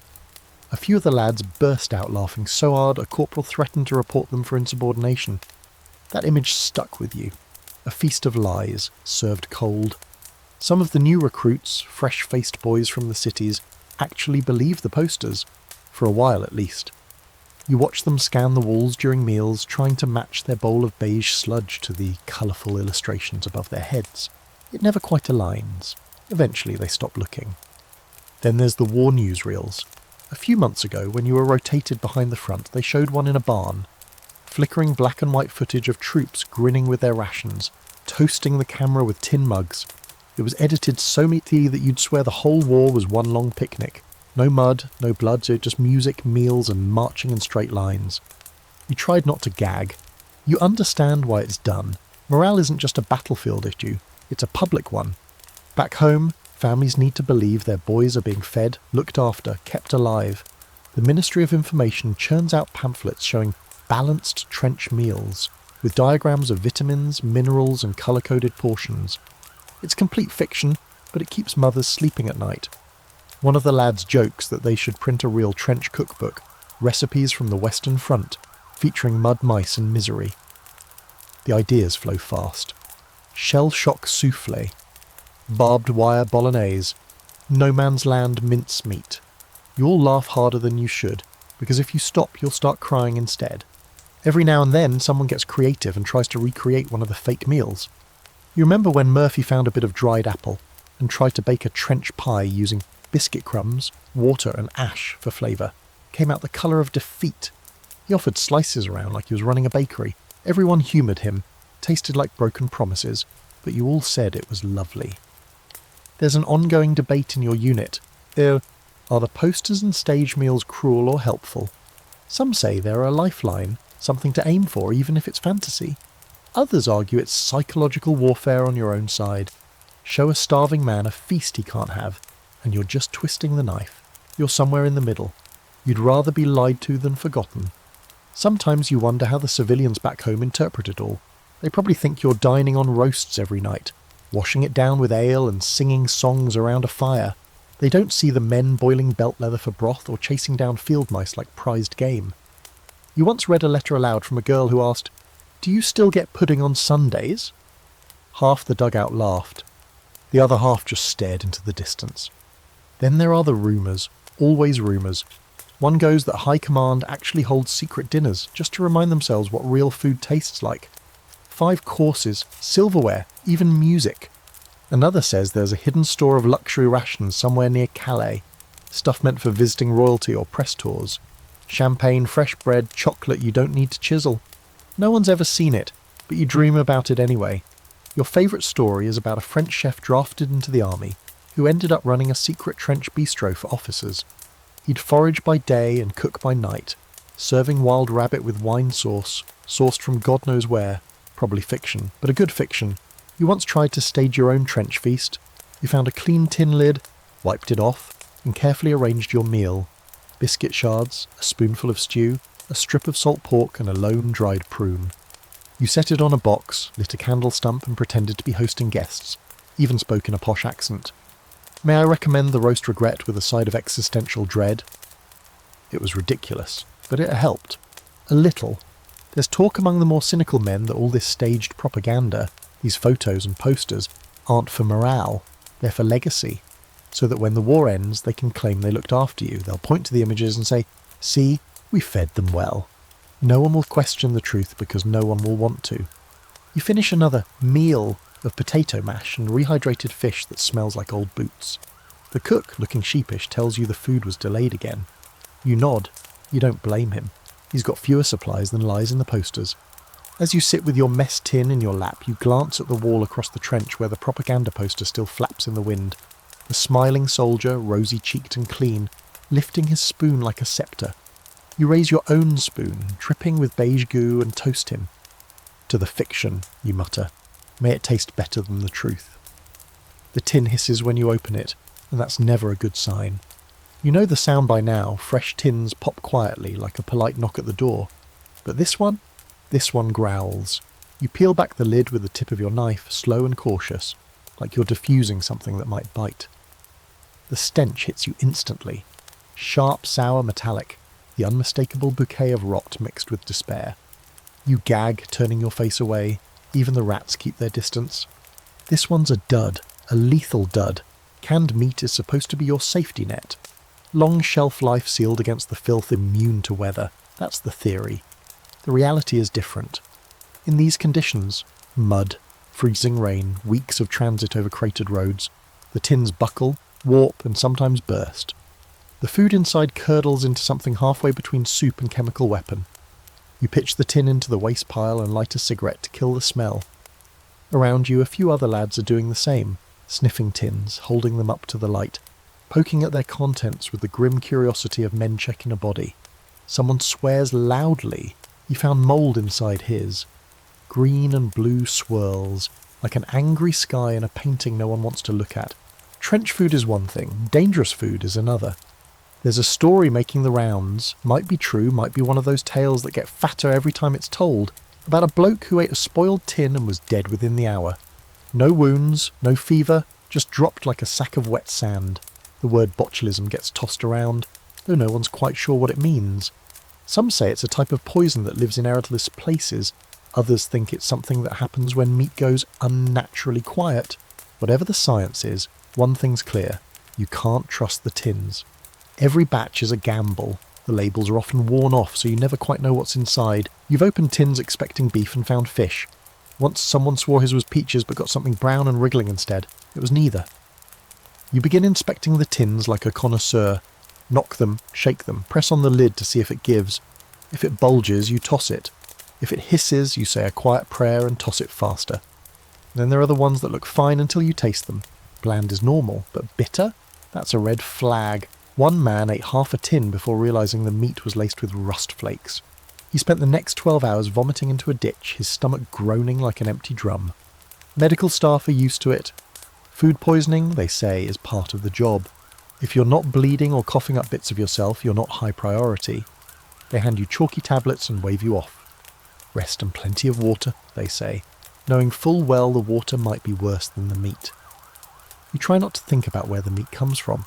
Some say Argentina, others say it's local, slaughtered and canned near the front. One rumour claims some of the tinned meat was originally meant for horses. Another suggests it is horse. You don't care.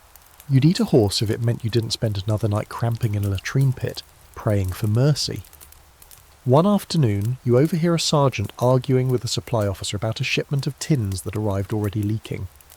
"What do you want me to do?" the officer snaps. "Write a letter to the cows?" They both laugh. You don't. You've learned to work around the danger. One method is the tin test. Cut the meat and leave it out for the rats. If they eat it, you can too. If they sniff and walk away, it goes straight into the fire. It's a low bar, letting sewer vermin be your food critics, but you trust them more than whatever factory-stamped beef product on the lid with crooked lettering. There's an old debate among the men about which tins are safest. Some swear by the round tins with the flat tops. Others claim the square ones are from better suppliers. One guy insists the ones with Cyrillic letters are actually higher quality, even if no one knows what they say. You would roll your eyes, but you've started keeping mental notes too. In a rare moment of clarity, you remember a school lesson about preservatives. Salt, vinegar, airtight containers. The teacher had held up a jar of pickles like it was magic. You hadn't paid attention then. Now you'd trade a rifle for a lesson in safe pickling. There's a fringe theory that some of the poisonings aren't from spoilage at all, but sabotage. Spies in the supply lines.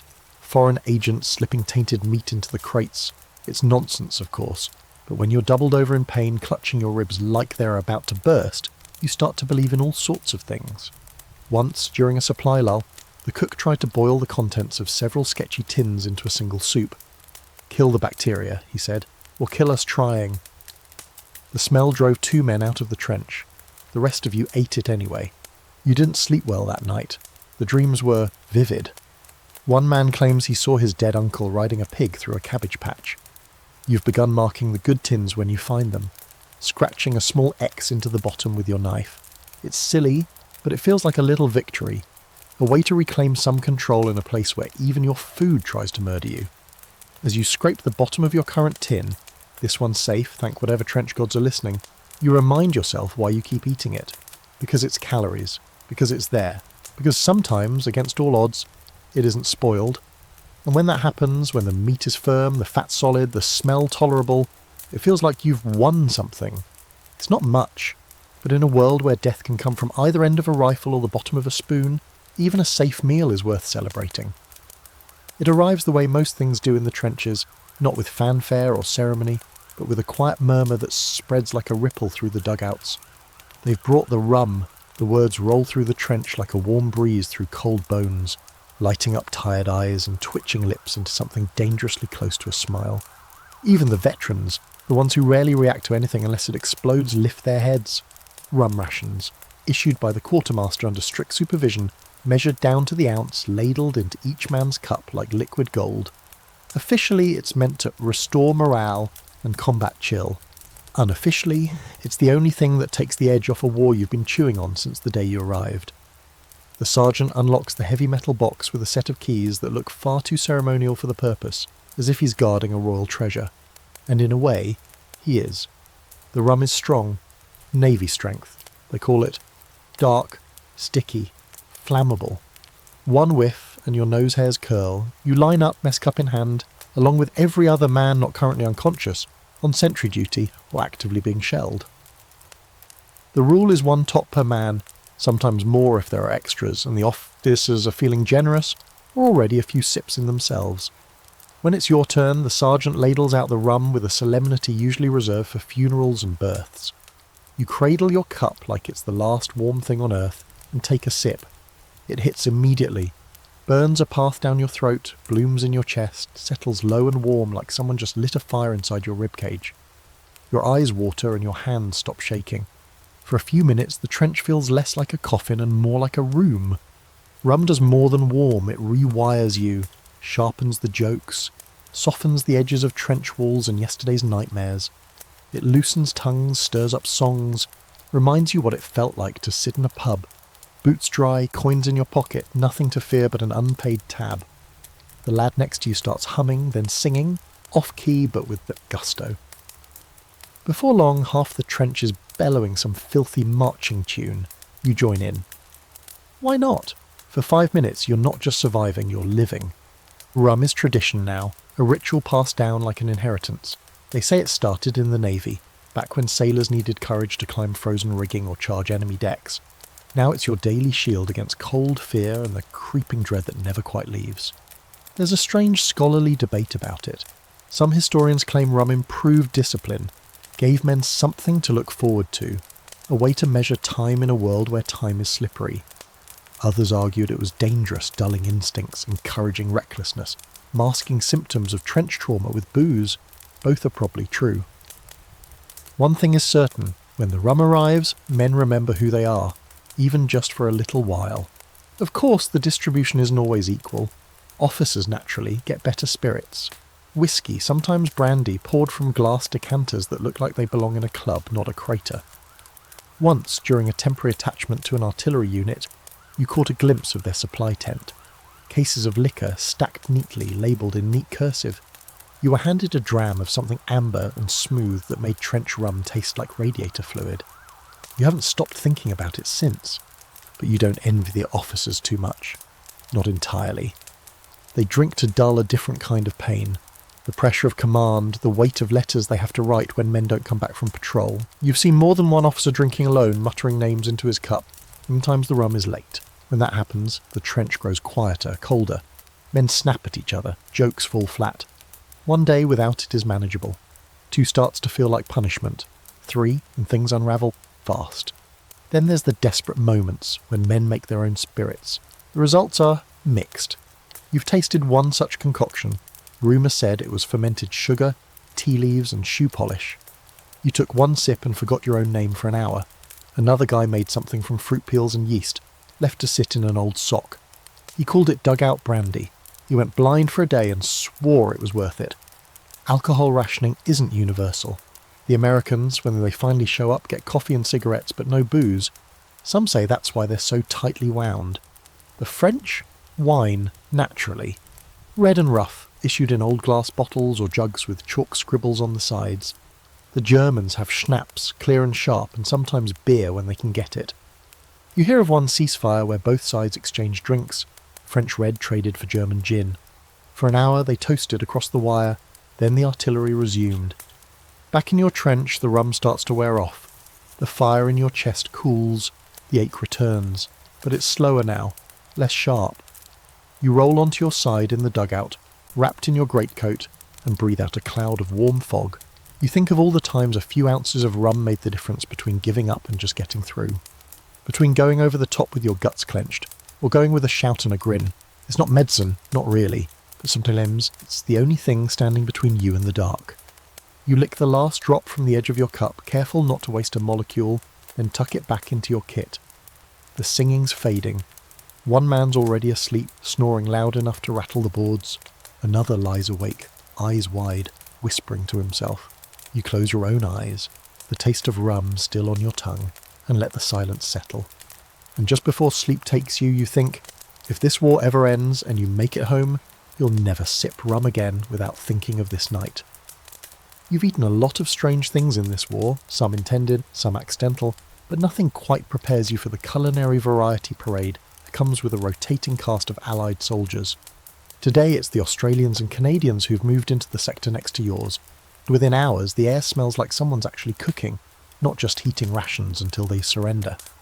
The Aussies bring something with them that looks like a massive blackened kettle suspended over an open fire. They call it a Dixie, and what they pull from it is a stew so thick it nearly holds its shape when served. It smells like mutton and onions with a whiff of spice that's definitely not in your standard ration pack. One of them, wide-brimmed hat tipped low, sees you eyeing it and shouts, "Oi, Palmy, you ever eaten real food before?" You cross over cautiously at first, mess tin in hand. The man offers you a scoop without ceremony, and you accept like it's a holy relic. It's rich, salty, with a faint sweetness you later learn comes from a touch of damper bread crumbled into the mix. The Australians eat loud and laugh louder, slapping backs and throwing bones into the fire like they're camping, not sitting 100 feet from German machine guns. Then there are the Canadians, polite, apologetic and sneakily resourceful. One of them sets up a makeshift smoker out of a broken munitions box and starts drying strips of beef over it. You ask what it is. He grins. "Jerky, got it from back home. Had to punch a train conductor to keep it." He offers you a piece, and it's like chewing salted leather soaked in maple and war stories. You love it. The Canadians have also figured out how to make something called bannock, a sort of pan-fried bread made from flour, water and whatever they can scrounge. They fry it on mess tin lids over coals, flipping it like pancakes. It's chewy, greasy and beautiful. You haven't had bread that didn't chip a tooth in weeks. Even the Indian troops passing through carry their own flavours, and if you're lucky, you can barter your way to a bite. Once, during a lull, one of the Sikh soldiers traded you a triangle of spiced lentil cake in exchange for a tin of fish. You bit into it and got hit with cumin, chilli and what might have been coriander. For the next 20 minutes your mouth was on fire, but it was the best kind of pain. Every nationality brings something to the table, literally. The South Africans with their gamey meats and dried fruit compotes. The Belgians with mystery stews and black bread crusted with coarse salt. The Scots show up with a kind of porridge they call brose, and the Irish bring potatoes with stories of ghosts and whiskey they won't share. Food becomes a sort of language out here. You don't always understand each other's words, but you know what a shared meal means. It means, I see you. I'm hungry too. Let's not talk about what's beyond the wire tonight. There's an argument that breaks out one night over a pot of mystery stew. Some say it's kangaroo meat. Others swear it's rabbit. A Frenchman claims it's rat. Everyone laughs, but no one stops eating. You begin to notice the unofficial food economy of the trenches. Cigarettes trade for spice packets. Chocolate goes for salt. Tea is gold. Someone brings out a tin of condensed milk from a parcel, and a bidding war erupts. You offer the last of your Australian stew and a spare pair of socks. You lose to a Canadian who offers sardines and a promise of moonshine. A few men try to organise a trench potluck. Everyone contributes something from their national stash. The French bring wine, of course, thin and vinegary, but still wine. The Australians offer dried fruit and biscuits. The Canadians show up with jerky, and you, poor Brit that you are, offer up a biscuit and a small tin of marmalade. It's pitiful, but no one mocks you. Instead, they take turns dipping the biscuit into the marmalade like it's some exotic delicacy. The next day, you swap a letter from home for a bite of someone's sausage that tastes suspiciously German. Don't ask, the man says, chewing with a grin. Just eat. You do. The diversity isn't always peaceful, though. Arguments break out. Food becomes a point of pride. One night, an Aussie and a Scot nearly come to blows over whose stew smells worse.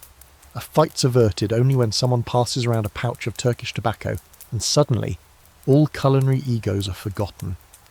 Later, you hear an academic theory, probably written by someone who's never seen a trench, that multicultural food sharing builds cross-national solidarity. You'd laugh if it weren't kind of true. Eating with someone who doesn't speak your language, who doesn't know your jokes or your mother's name, makes the war feel less enormous, more personal. You realise everyone's hungry for the same things: warmth, comfort, a brief reprieve from the slaughter. And sometimes it even works. One night a French soldier sneaks a bottle of brandy across the line and passes it among a cluster of nationalities huddled behind a crumbling dugout. No one talks, no one needs to. The bottle goes around and the silence is warmer than any stew. Eventually the Australians rotate out. So do the Canadians. The Sikhs vanish one dawn like shadows. The food gets simpler again. Less colour, less spice, more bully beef, more biscuits. You're back to the standards. But now they taste just a little bit worse because you've had something better. And when you sit down with your mess tin and choke down another mouthful of grey, greasy stew, you close your eyes and imagine it's bannock, or jerky, or that triangle of spicy cake that set your mouth on fire. And you smile just for a second, because even in a place built for death, you've tasted the world. Dinner tonight is interrupted by the peculiar whine of a shell spiralling in from somewhere beyond the hills, a high-pitched cry that turns every head in the trench. You stop mid-chew, spoon halfway to your mouth. The shell hits 200 yards off, close enough to shake the boards underfoot, not close enough to kill you. This time, still no one speaks for a moment. Everyone just sits there, hands hovering near mess tins, eyes flicking toward the sky like it might rain steel again.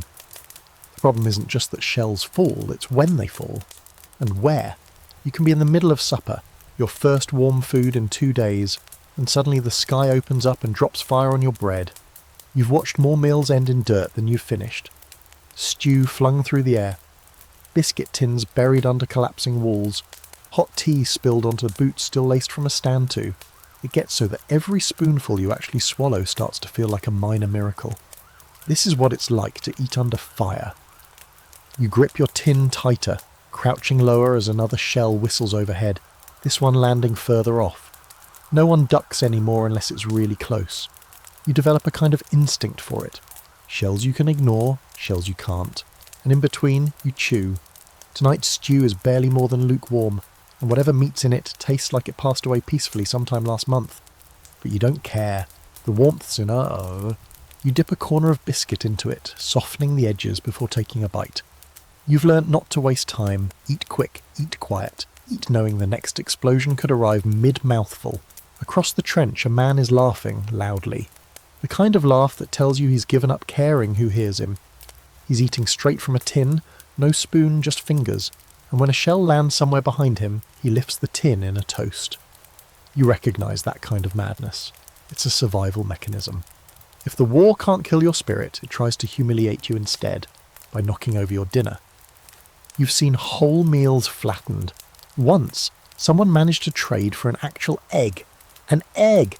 And was minutes away from boiling it in a rusted tin cup when a shell dropped 50 feet away. The blast sent the egg flying into the side of the trench, smashed against a sandbag. The poor guy looked at the mess, then at us, and muttered, "I should have just eaten it raw." That's the thing about eating under fire. It turns food into both a treasure and a target. You start to develop rituals. Eat in a crouch. Eat with one hand near your helmet. Never heat both your tea and your stew at the same time. If one gets blown away, at least you've got the other. You learn to shield your tin with your body like it's a newborn infant.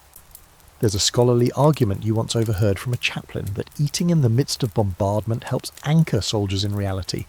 Keeps you human, gives structure to chaos. Maybe, or maybe it just gives you something to do with your mouth other than scream. One particularly rough evening, the shells started dropping during dinner, just as the cook was doling out the rations. No one moved at first. We all stood there, stew sloshing in our tins, eyes on the horizon. And then, crack! One landed closer.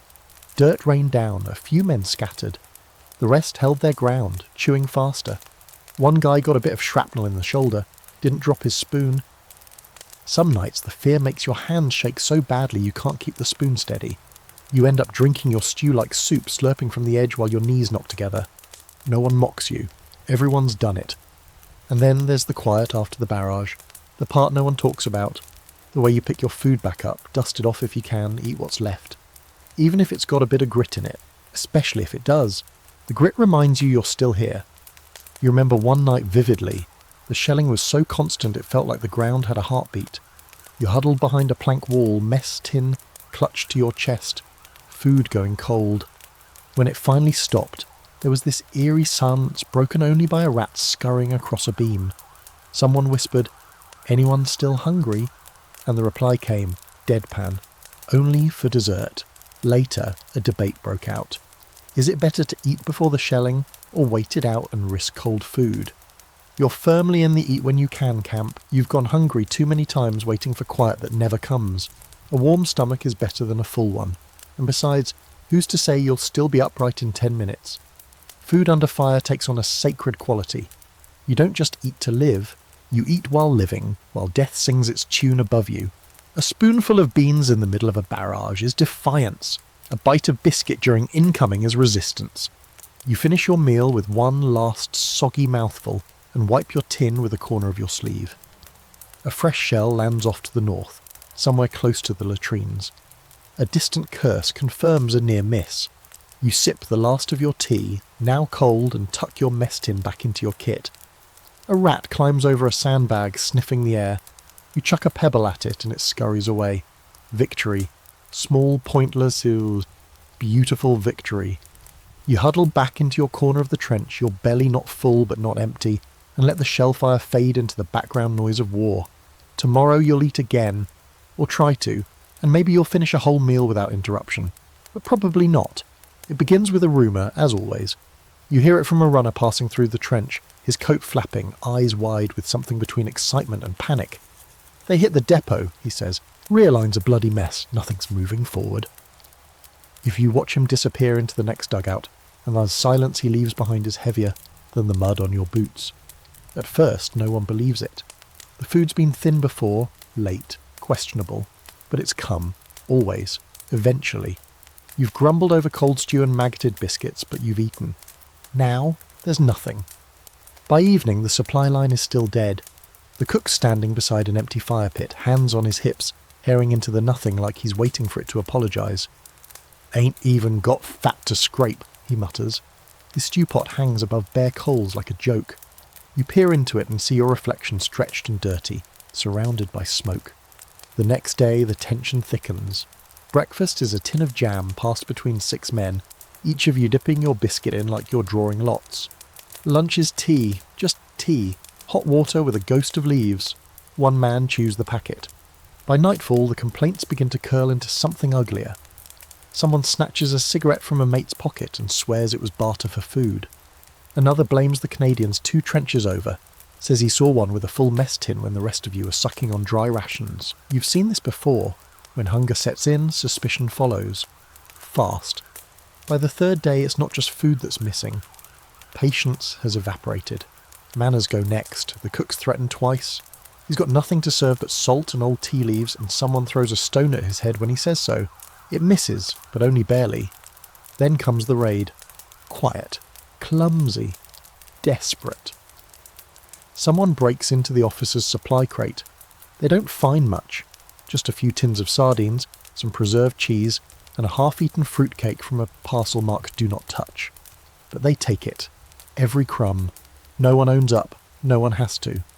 The next morning the officers are seething and the tension in the trench is a coiled spring ready to snap. You hear the yelling, boots thundering over duckboards, accusations flying. One officer shouts about discipline. A corporal fires back about starvation. You duck behind a crate and eat the last bit of biscuit hidden in your sock. It's damp, tastes like wool and desperation, but you eat it anyway. The command response comes fast and predictable. Punishment. Extra sentry duty, no rum. Letters withheld. A show of control, aimed not at the guilty, but at everyone. You sit on the edge of the trench with your stomach folding in on itself and try to pretend you don't care. But your mouth is dry, your hands shaking, and the back of your throat tastes like tin. That night a man cracks. He's an older private, face worn like weathered stone, always quiet. You find him sobbing beside a latrine trench, holding a crumpled photo of a girl, his daughter maybe. He says he can't stop dreaming of her eating bread. Just bread, he whispers. Hot, thick slices with butter, her mouth full of it. You stay with him until he falls asleep, and when he does, you weep too, quietly. There's a debate, as always. Was the raid right? Should you have stood firm, waited for resupply, held the line with dignity and growling bellies? Or is it survival? War isn't fair. Why should food be? One man says it's the start of a mutiny. Another says it's already happened. The next day the depot is back online.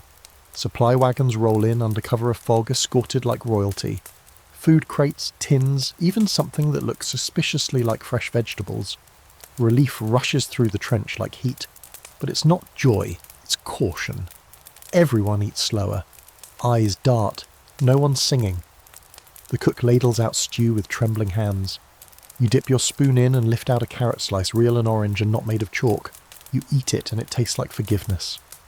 Later you find out that several rear-line troops were injured during the depot strike. Horses scattered.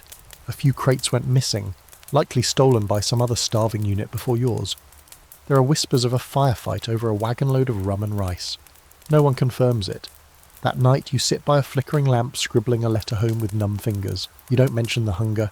You tell them the food's fine, that morale is steady, that Christmas parcels are still arriving. You end with a request for socks and jam, your handwriting cramped and smudged.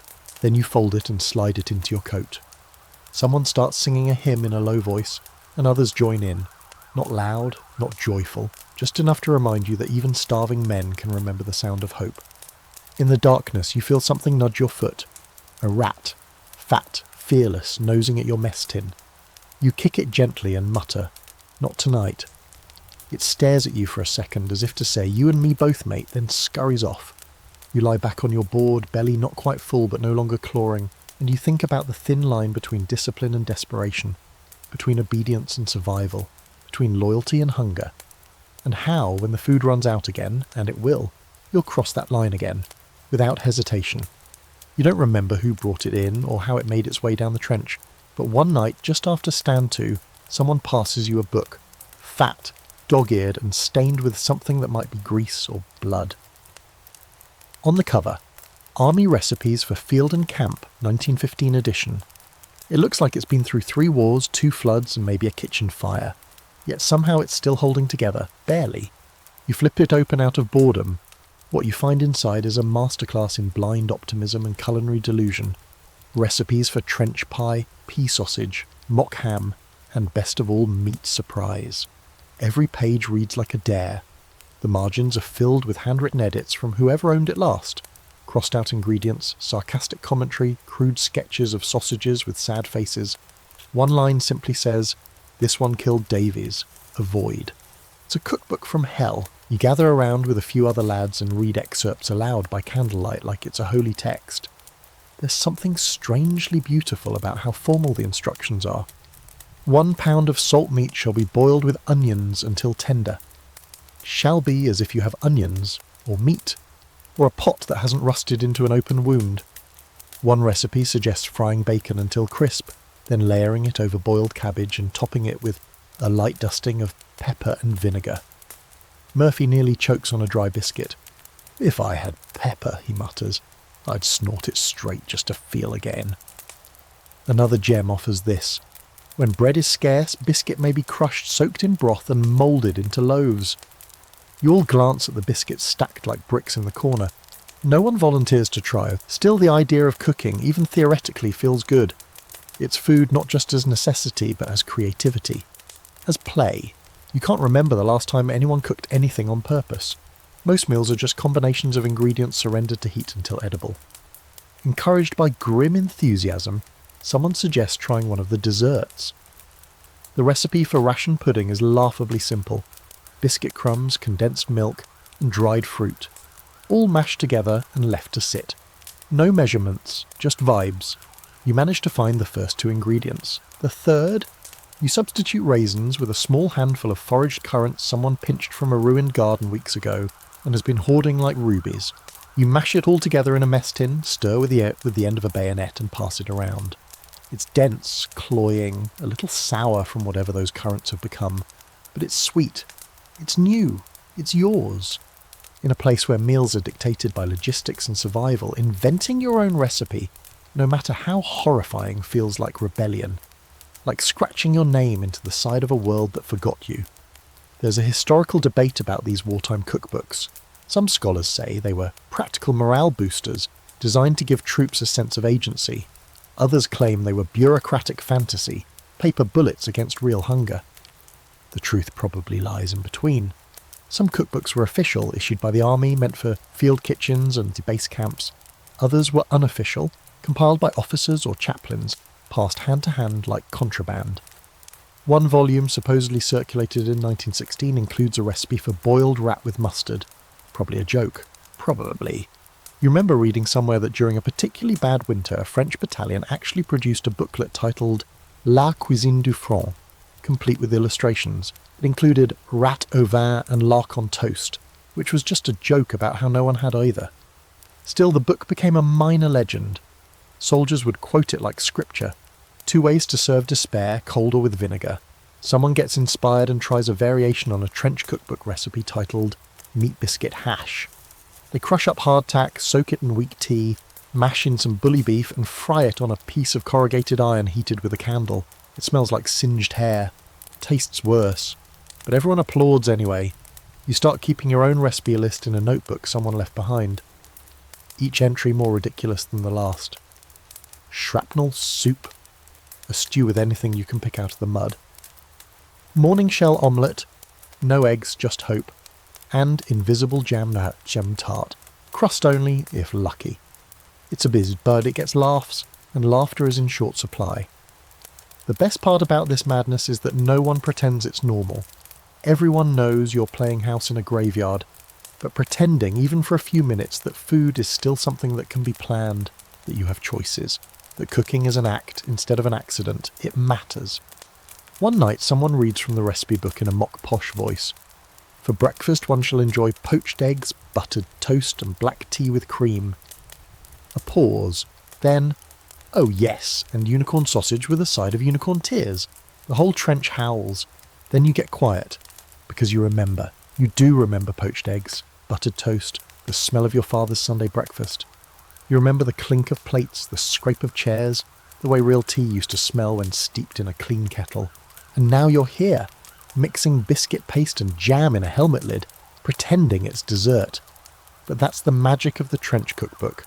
It's not about what's possible, it's about remembering what was, about imagining what might be again. You tuck the book under your blanket that night like it's worth something. It isn't, not in money. But it holds more than recipes. It holds defiance, humour, memory, humanity, even if the only thing it teaches you to make is a better joke. You're writing another letter home, trying to keep the tone light. You describe the weather, mud with a splash of gloom. And you make a joke about how your boots are developing their own personalities. You even throw in a line about a pie the cook made, though you skip the part about the charred biscuit crust and the mystery filling that might have been beetle. Your pencil hovers, then you add, "We eat well enough." You lie. Everyone lies in letters. At first, you didn't. You tried to be honest. You wrote about the hunger, the spoiled meat, the endless stew that tasted like punishment. You told them about the tea that came out of the pot already grey, about the days when you skipped meals because your stomach had turned against you. And your mother wrote back, worried, frantic, pleading with you to eat more. "You're a growing boy," she said. "Don't let them starve you." So now you lie. You tell her about tinned peaches you haven't seen in months, about coffee rich enough to stain your teeth, about fresh bread that doesn't crumble like chalk. You describe Sunday roasts and hearty breakfasts and pretend you've forgotten what hunger feels like. It's easier that way. Safer. You're not alone. Everyone censors themselves. Some men even keep 2 letters, one for the censors and one real, stuffed into a second envelope with a wink. Most just stick to the script. We're holding strong, morale is high, the food is decent, it's not so bad, it's practically a code now. Decent means inedible, but warm. Hearty means it didn't make you vomit. Fresh means someone found it before the rats did. The trick is to sound cheerful enough that no one worries, but vague enough to slip past the actual censors, the ones paid to read your words and black out anything that might spark doubt back home. Because food isn't just about survival, it's about perception. You know this. Command knows it. A well-fed army is a brave army, or so the saying goes. But that idea has to extend beyond the trenches. Mothers need to believe their sons are being cared for. Wives need to think their husbands are still strong. Children must imagine their fathers eating bacon and eggs before battle. So you keep lying. You remember one letter a mate showed you, from his sister. She'd baked a fruitcake and sent it through the post. She wrote, "I hope you eat it with tea and share it with your friends." The cake arrived 2 weeks late, soaked through from rain, mildewed and crawling. He still cut it into neat slices and passed them around like communion. You all pretended it was delicious. There's another kind of letter, the guilt letter, the ones where they tell you what they're giving up. Rationing's gotten worse at home and people are making do with less. Some families are skipping a meat altogether. Children eat potatoes 3 meals a day. Your father writes about ploughing up the back garden for beets. Your aunt tried to make a wartime pudding with breadcrumbs and vinegar. You read these letters and realise the hunger isn't just yours, it's everywhere. But here's the strange part. The worse it gets back home, the better you want to make it sound here. If they're suffering, you can't be. That's the unspoken agreement. You carry their sacrifices like extra weight in your rucksack. They give you food parcels and warm words, and you give them comfort through lies. Sometimes you wonder if they believe you. Your mother must know what you're leaving out. She raised you. She knows when you're dodging the truth. But she never presses. Her letters are always bright, filled with talk of neighbours and weather, and how the cat has taken over your bed. She says she's making your favourite stew for your welcome home dinner. You cry the first time you read that. Then there's the fringe belief, the whispered idea that some of the food letters are staged. Not written by family, but by staff, created to keep you calm. It sounds insane, until you meet a man who swears his last 3 letters from home were word for word the same. He doesn't know whether to laugh or scream. You find yourself editing memories now, not just meals. You forget the stomach cramps, the days you went without. You exaggerate the time someone found a chocolate bar, the once-a-month tin of pears passed around like treasure. Your letters become stories you wish were true. Once, you wrote about a stew so good you went back for seconds. The reality? It made you so nauseous you poured it into a shell hole when no one was looking. There's a certain artistry to the deception. You learn how to sprinkle in just enough complaint to sound real. The stew's gone a bit watery lately, but we still manage fine. You write, "I'd kill for a real cup of tea," like you're joking, but you're not. At night, by candle or weak lamp, men huddle over letters like sacred texts. Some read them aloud. Some keep them folded and unread, afraid of what they might say, or what they don't say. Some have stopped getting letters at all. You tuck your latest one into your coat. It smells faintly of smoke and sweat and pencil lead. You can't remember the last time you told the full truth. But you can remember how your mother's voice sounds when she laughs. That's what you write for. Tomorrow there might be food, or there might not. Maybe it'll rain and the trench will flood and your breakfast will float away in a bowl of brown water. Maybe the cook will cobble together something new. Rat stew, turnip mash, dandelion tea. Whatever it is, you'll eat it. You'll live. And then you'll write home about the roast beef, the thick gravy, the potatoes boiled just right. And you'll sign it. Love always. Because lies are easier on a full heart than an empty stomach. You arrive back in England on a brief leave, boots still caked with mud that's more France than leather now, and your stomach still tangled in knots from whatever stew-like substance passed as breakfast. You expect comfort, home-cooked meals, clean linens, silence, but instead you walk right into another war. Not one fought with rifles and shells, but with coupons, queues and gardens planted in place of flowers. This is civilian hunger, and it has a very different flavour. The train drops you near the village you left behind. Familiar faces wave. A few don't recognise you at first, and you don't blame them. You're thinner, your cheeks sunken, your eyes set just a little too deep. But it's not the welcome that surprises you. It's the fields, the backyards, even the tiny green strip behind the post office. All of it turned to soil. Crops growing where children used to play, beans where roses were, potatoes in flower boxes. It's the rise of the Victory Garden, and it's blooming across every available inch of England. Your mother meets you at the door, hugs you like she's afraid you'll disappear if she lets go. Inside, the house smells of boiled cabbage and vinegar. Not exactly what you'd dreamed about during freezing nights in a dugout, but it's warm, and it's food, and it doesn't come from a rusted tin, so you almost cry when you sit down. Dinner is plain. Boiled vegetables, some of bread, and a bit of suet pudding that tastes like dust and devotion. She apologises, says the butcher's shop hasn't seen a proper cut of meat in weeks. We get bones mostly, she tells you, for soup, if we're lucky. You look down at your plate and feel, for the first time in months, ashamed to be fed. You've come from hell, yes, but they've been quietly starving for you. Children run past the window with slices of carrot on strings, pretending they're lollipops. Your father's tending to a scraggly plot behind the shed, where onions and lettuce try their best in the clay-heavy soil. He shows you his compost pile like it's treasure. In a way it is. They've had to learn, just like you have, that nothing is wasted. Not peels, not bones, not time. Back in London, you hear it's worse. Ration cards rule everything. The newspapers print tips for stretching meat with breadcrumbs and water. Wartime cake is made without eggs or butter. One woman wrote a column about frying nettles and seasoning them with salt from the sea. Another suggested using mashed potato to stretch out flour for bread. You eat a slice of that bread and it tastes like memory, soft and sad. There's an open scholarly argument whether the home front rationing system was the model of fair distribution or an exercise in polite starvation. Officials boasted that no one went hungry, but plenty of people, especially in cities, got just enough to not quite starve. Barely fed is not the same as well fed. And when a shipment of American corn or Canadian oats made it into port, you'd think it was Christmas. Children licked spoons for flavour. Families shared a single egg like it was gold. The idea of home has changed. It's no longer the land of plenty you fantasised about between bites of hardtack. Now, it's a place of quiet endurance. You see women swapping recipes like war strategies, trading sugar for flour like diplomats. One neighbour shows you how she bakes fake apple pie, turnips shaved thin and soaked in cinnamon. It's the illusion that counts, she says with a smile. You believe her. Your younger brother brags about the rabbit he snared for Sunday's dinner. You tell him he's practically a general in this food war. He beams. You don't tell him that the stew they made from it smelled exactly like something you ate near Ypres. Some details are best left behind. In your letter to a mate still in the trenches, you write about the garden, the bread, the way even the pigeons here look thinner. You don't lie, but you don't tell everything. It's a different kind of war, but it scars just the same. Your mum insists on packing you a parcel before you return.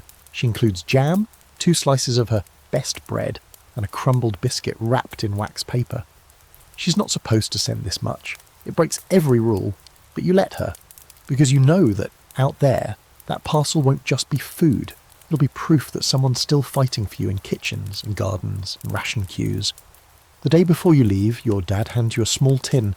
Inside is a spoon, polished and wrapped in cloth. Your grandfather's, he says. He used it in the Crimea. Thought it might bring you luck. You nod, throat tight. You'll carry it next to your army-issued cutlery, a relic from another war, another hunger, another time when food meant more than survival. It meant home. As you board the train back to the front, you watch the countryside blur past. Gardens dot the land like secret defences, and you realise that the war doesn't just stretch across trenches and barbed wire. It runs through dinner tables, larders and half-empty pantries, through carrot peels and bone broth and empty bellies that never complain. You once believed that the front was the only place where war was real. Now you know better. And tomorrow, when you unwrap your mother's jam and spoon it onto stale biscuit, you'll close your eyes and taste something no trench ever offered. Love, in rationed teaspoons. The war ends, not with a grand bang or cinematic flourish, but with a kind of hesitant exhale.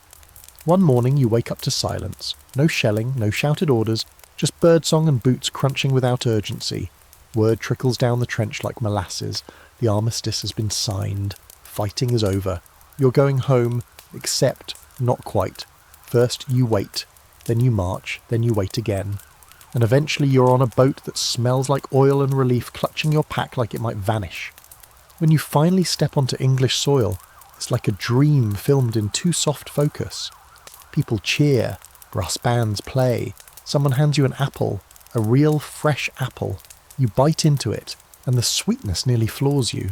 You chew slowly, letting the juice run down your chin. This is what peace tastes like. Tart, cool, unapologetically alive. But your body isn't sure what to do with real food anymore. You eat your first proper meal at a rehab centre for returning soldiers, a roast dinner served with gravy and mint jelly and vegetables that haven't been boiled into submission. Your fork shakes. You get halfway through your plate before your stomach rebels. You excuse yourself, ashamed, the meal sitting like guilt in your gut. Food at home feels different now. Familiar but strange, like a song you used to know but can't quite hum. You sit down with family, pass plates, pretend like it's normal, but your eyes dart for ration portions, your ears twitch at every silence. Someone drops a spoon, and you flinch so hard your niece starts crying. The doctor says your digestion will take time, so will your nerves, so will everything. You nod, but inside you're still counting calories like they might disappear. You hide bits of food in your coat pocket, not because you need to, just because you did. There's a strange scholarly argument bubbling up among experts, whether trench food led to long-term shifts in eating habits for an entire generation. Some say yes, that soldiers returned with new preferences, new rituals. Others argue it was all trauma, nothing more, nothing less. You sit there, eating cold bread and jam at 3 a.m. in your pantry, and think maybe it's both. You're not the only one. At a veterans' hospital, you meet a man who won't touch anything that isn't canned. "Trust the tin," he says. "Never lied to me." Another eats with his back against a wall, spoon gripped like a weapon. One man only eats alone, says food tastes like peace and he hasn't earned that yet. Back in town, shops are changing. Cafes advertise soldiers' breakfasts, thick bacon, strong tea, bread you don't need a hammer to eat. There's a rush for canned food, oddly enough. Civilians have grown used to it, some even like it. One woman brags about her stewed pears in syrup like it's a family heirloom. You try to go back to work, sit in an office, pick up a ledger, eat lunch from a paper bag. But it's hollow. You miss the smoke, the stew, the strange warmth of sharing a biscuit in a freezing hole with 6 other souls. You think about Murphy, who made rat pie, about Jenkins, who cried over a tin of jam, about the cook who once served dandelion tea like it was champagne. You start volunteering at a soup kitchen, of all places, not out of pity, but memory. You stir broth the way you remember watching the field cook do it. You serve men who look like you did, hollowed out but still walking. You crack jokes about hardtack and one guy actually laughs. At night you write letters to the men who made it. You send packages to the ones who didn't. You keep a biscuit in a glass jar on the mantel, not because you'll ever eat it, but because it survived. And so did you. Sometimes you dream of the trench cookbook. You wake up convinced it's real, that you could flip to page 72 and find a recipe for potato bravery or fearless broth. You keep a notebook now. In it, recipes and memories blur together. Mud coffee, 2 parts imagination, 1 part boiled water. Desperation pudding, served cold. Hope pickled. You carry a spoon everywhere. The one from your dad wrapped in cloth. It's silly, but it helps. One morning, years later, you eat breakfast in your garden, tea, toast, eggs with the yolks like sunbursts, and it finally tastes right. Not because it's perfect, but because it's quiet. No whine of shells, no crunch of boots, No rations counted and recounted. Just birds and steam rising from your cup. You finish eating, you wash your plate, you breathe. And for the first time in what feels like a century, you don't wonder when the food will run out. You've come a long way, from the grim, clattering arrival into the trenches to this quiet place where the kettle whistles softly and the spoon rests in your hand, not clenched but calm. The war is over, the food is different, and so are you. But you still remember.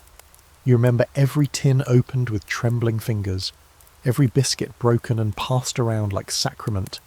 You remember the smell of scorched fat, the taste of chalk masquerading as bread, the joy of a single spoonful of jam, bright and defiant against the grey.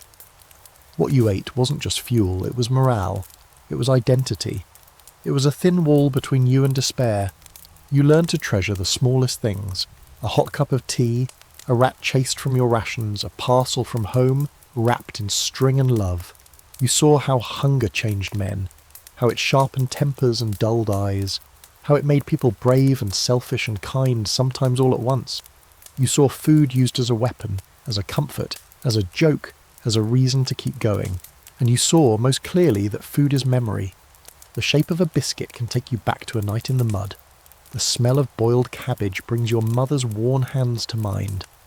Even now, a spoon against your teeth reminds you of laughter in a trench lit only by matchlight. So as you sit here tonight, far from that place letting the steam curl above your tea, know this, you carried more than a pack through that war. You carried stories, taste and touch and hunger that never fully leaves. You survived more than bullets. You survived boiled turnips, spoiled tins and mystery stew.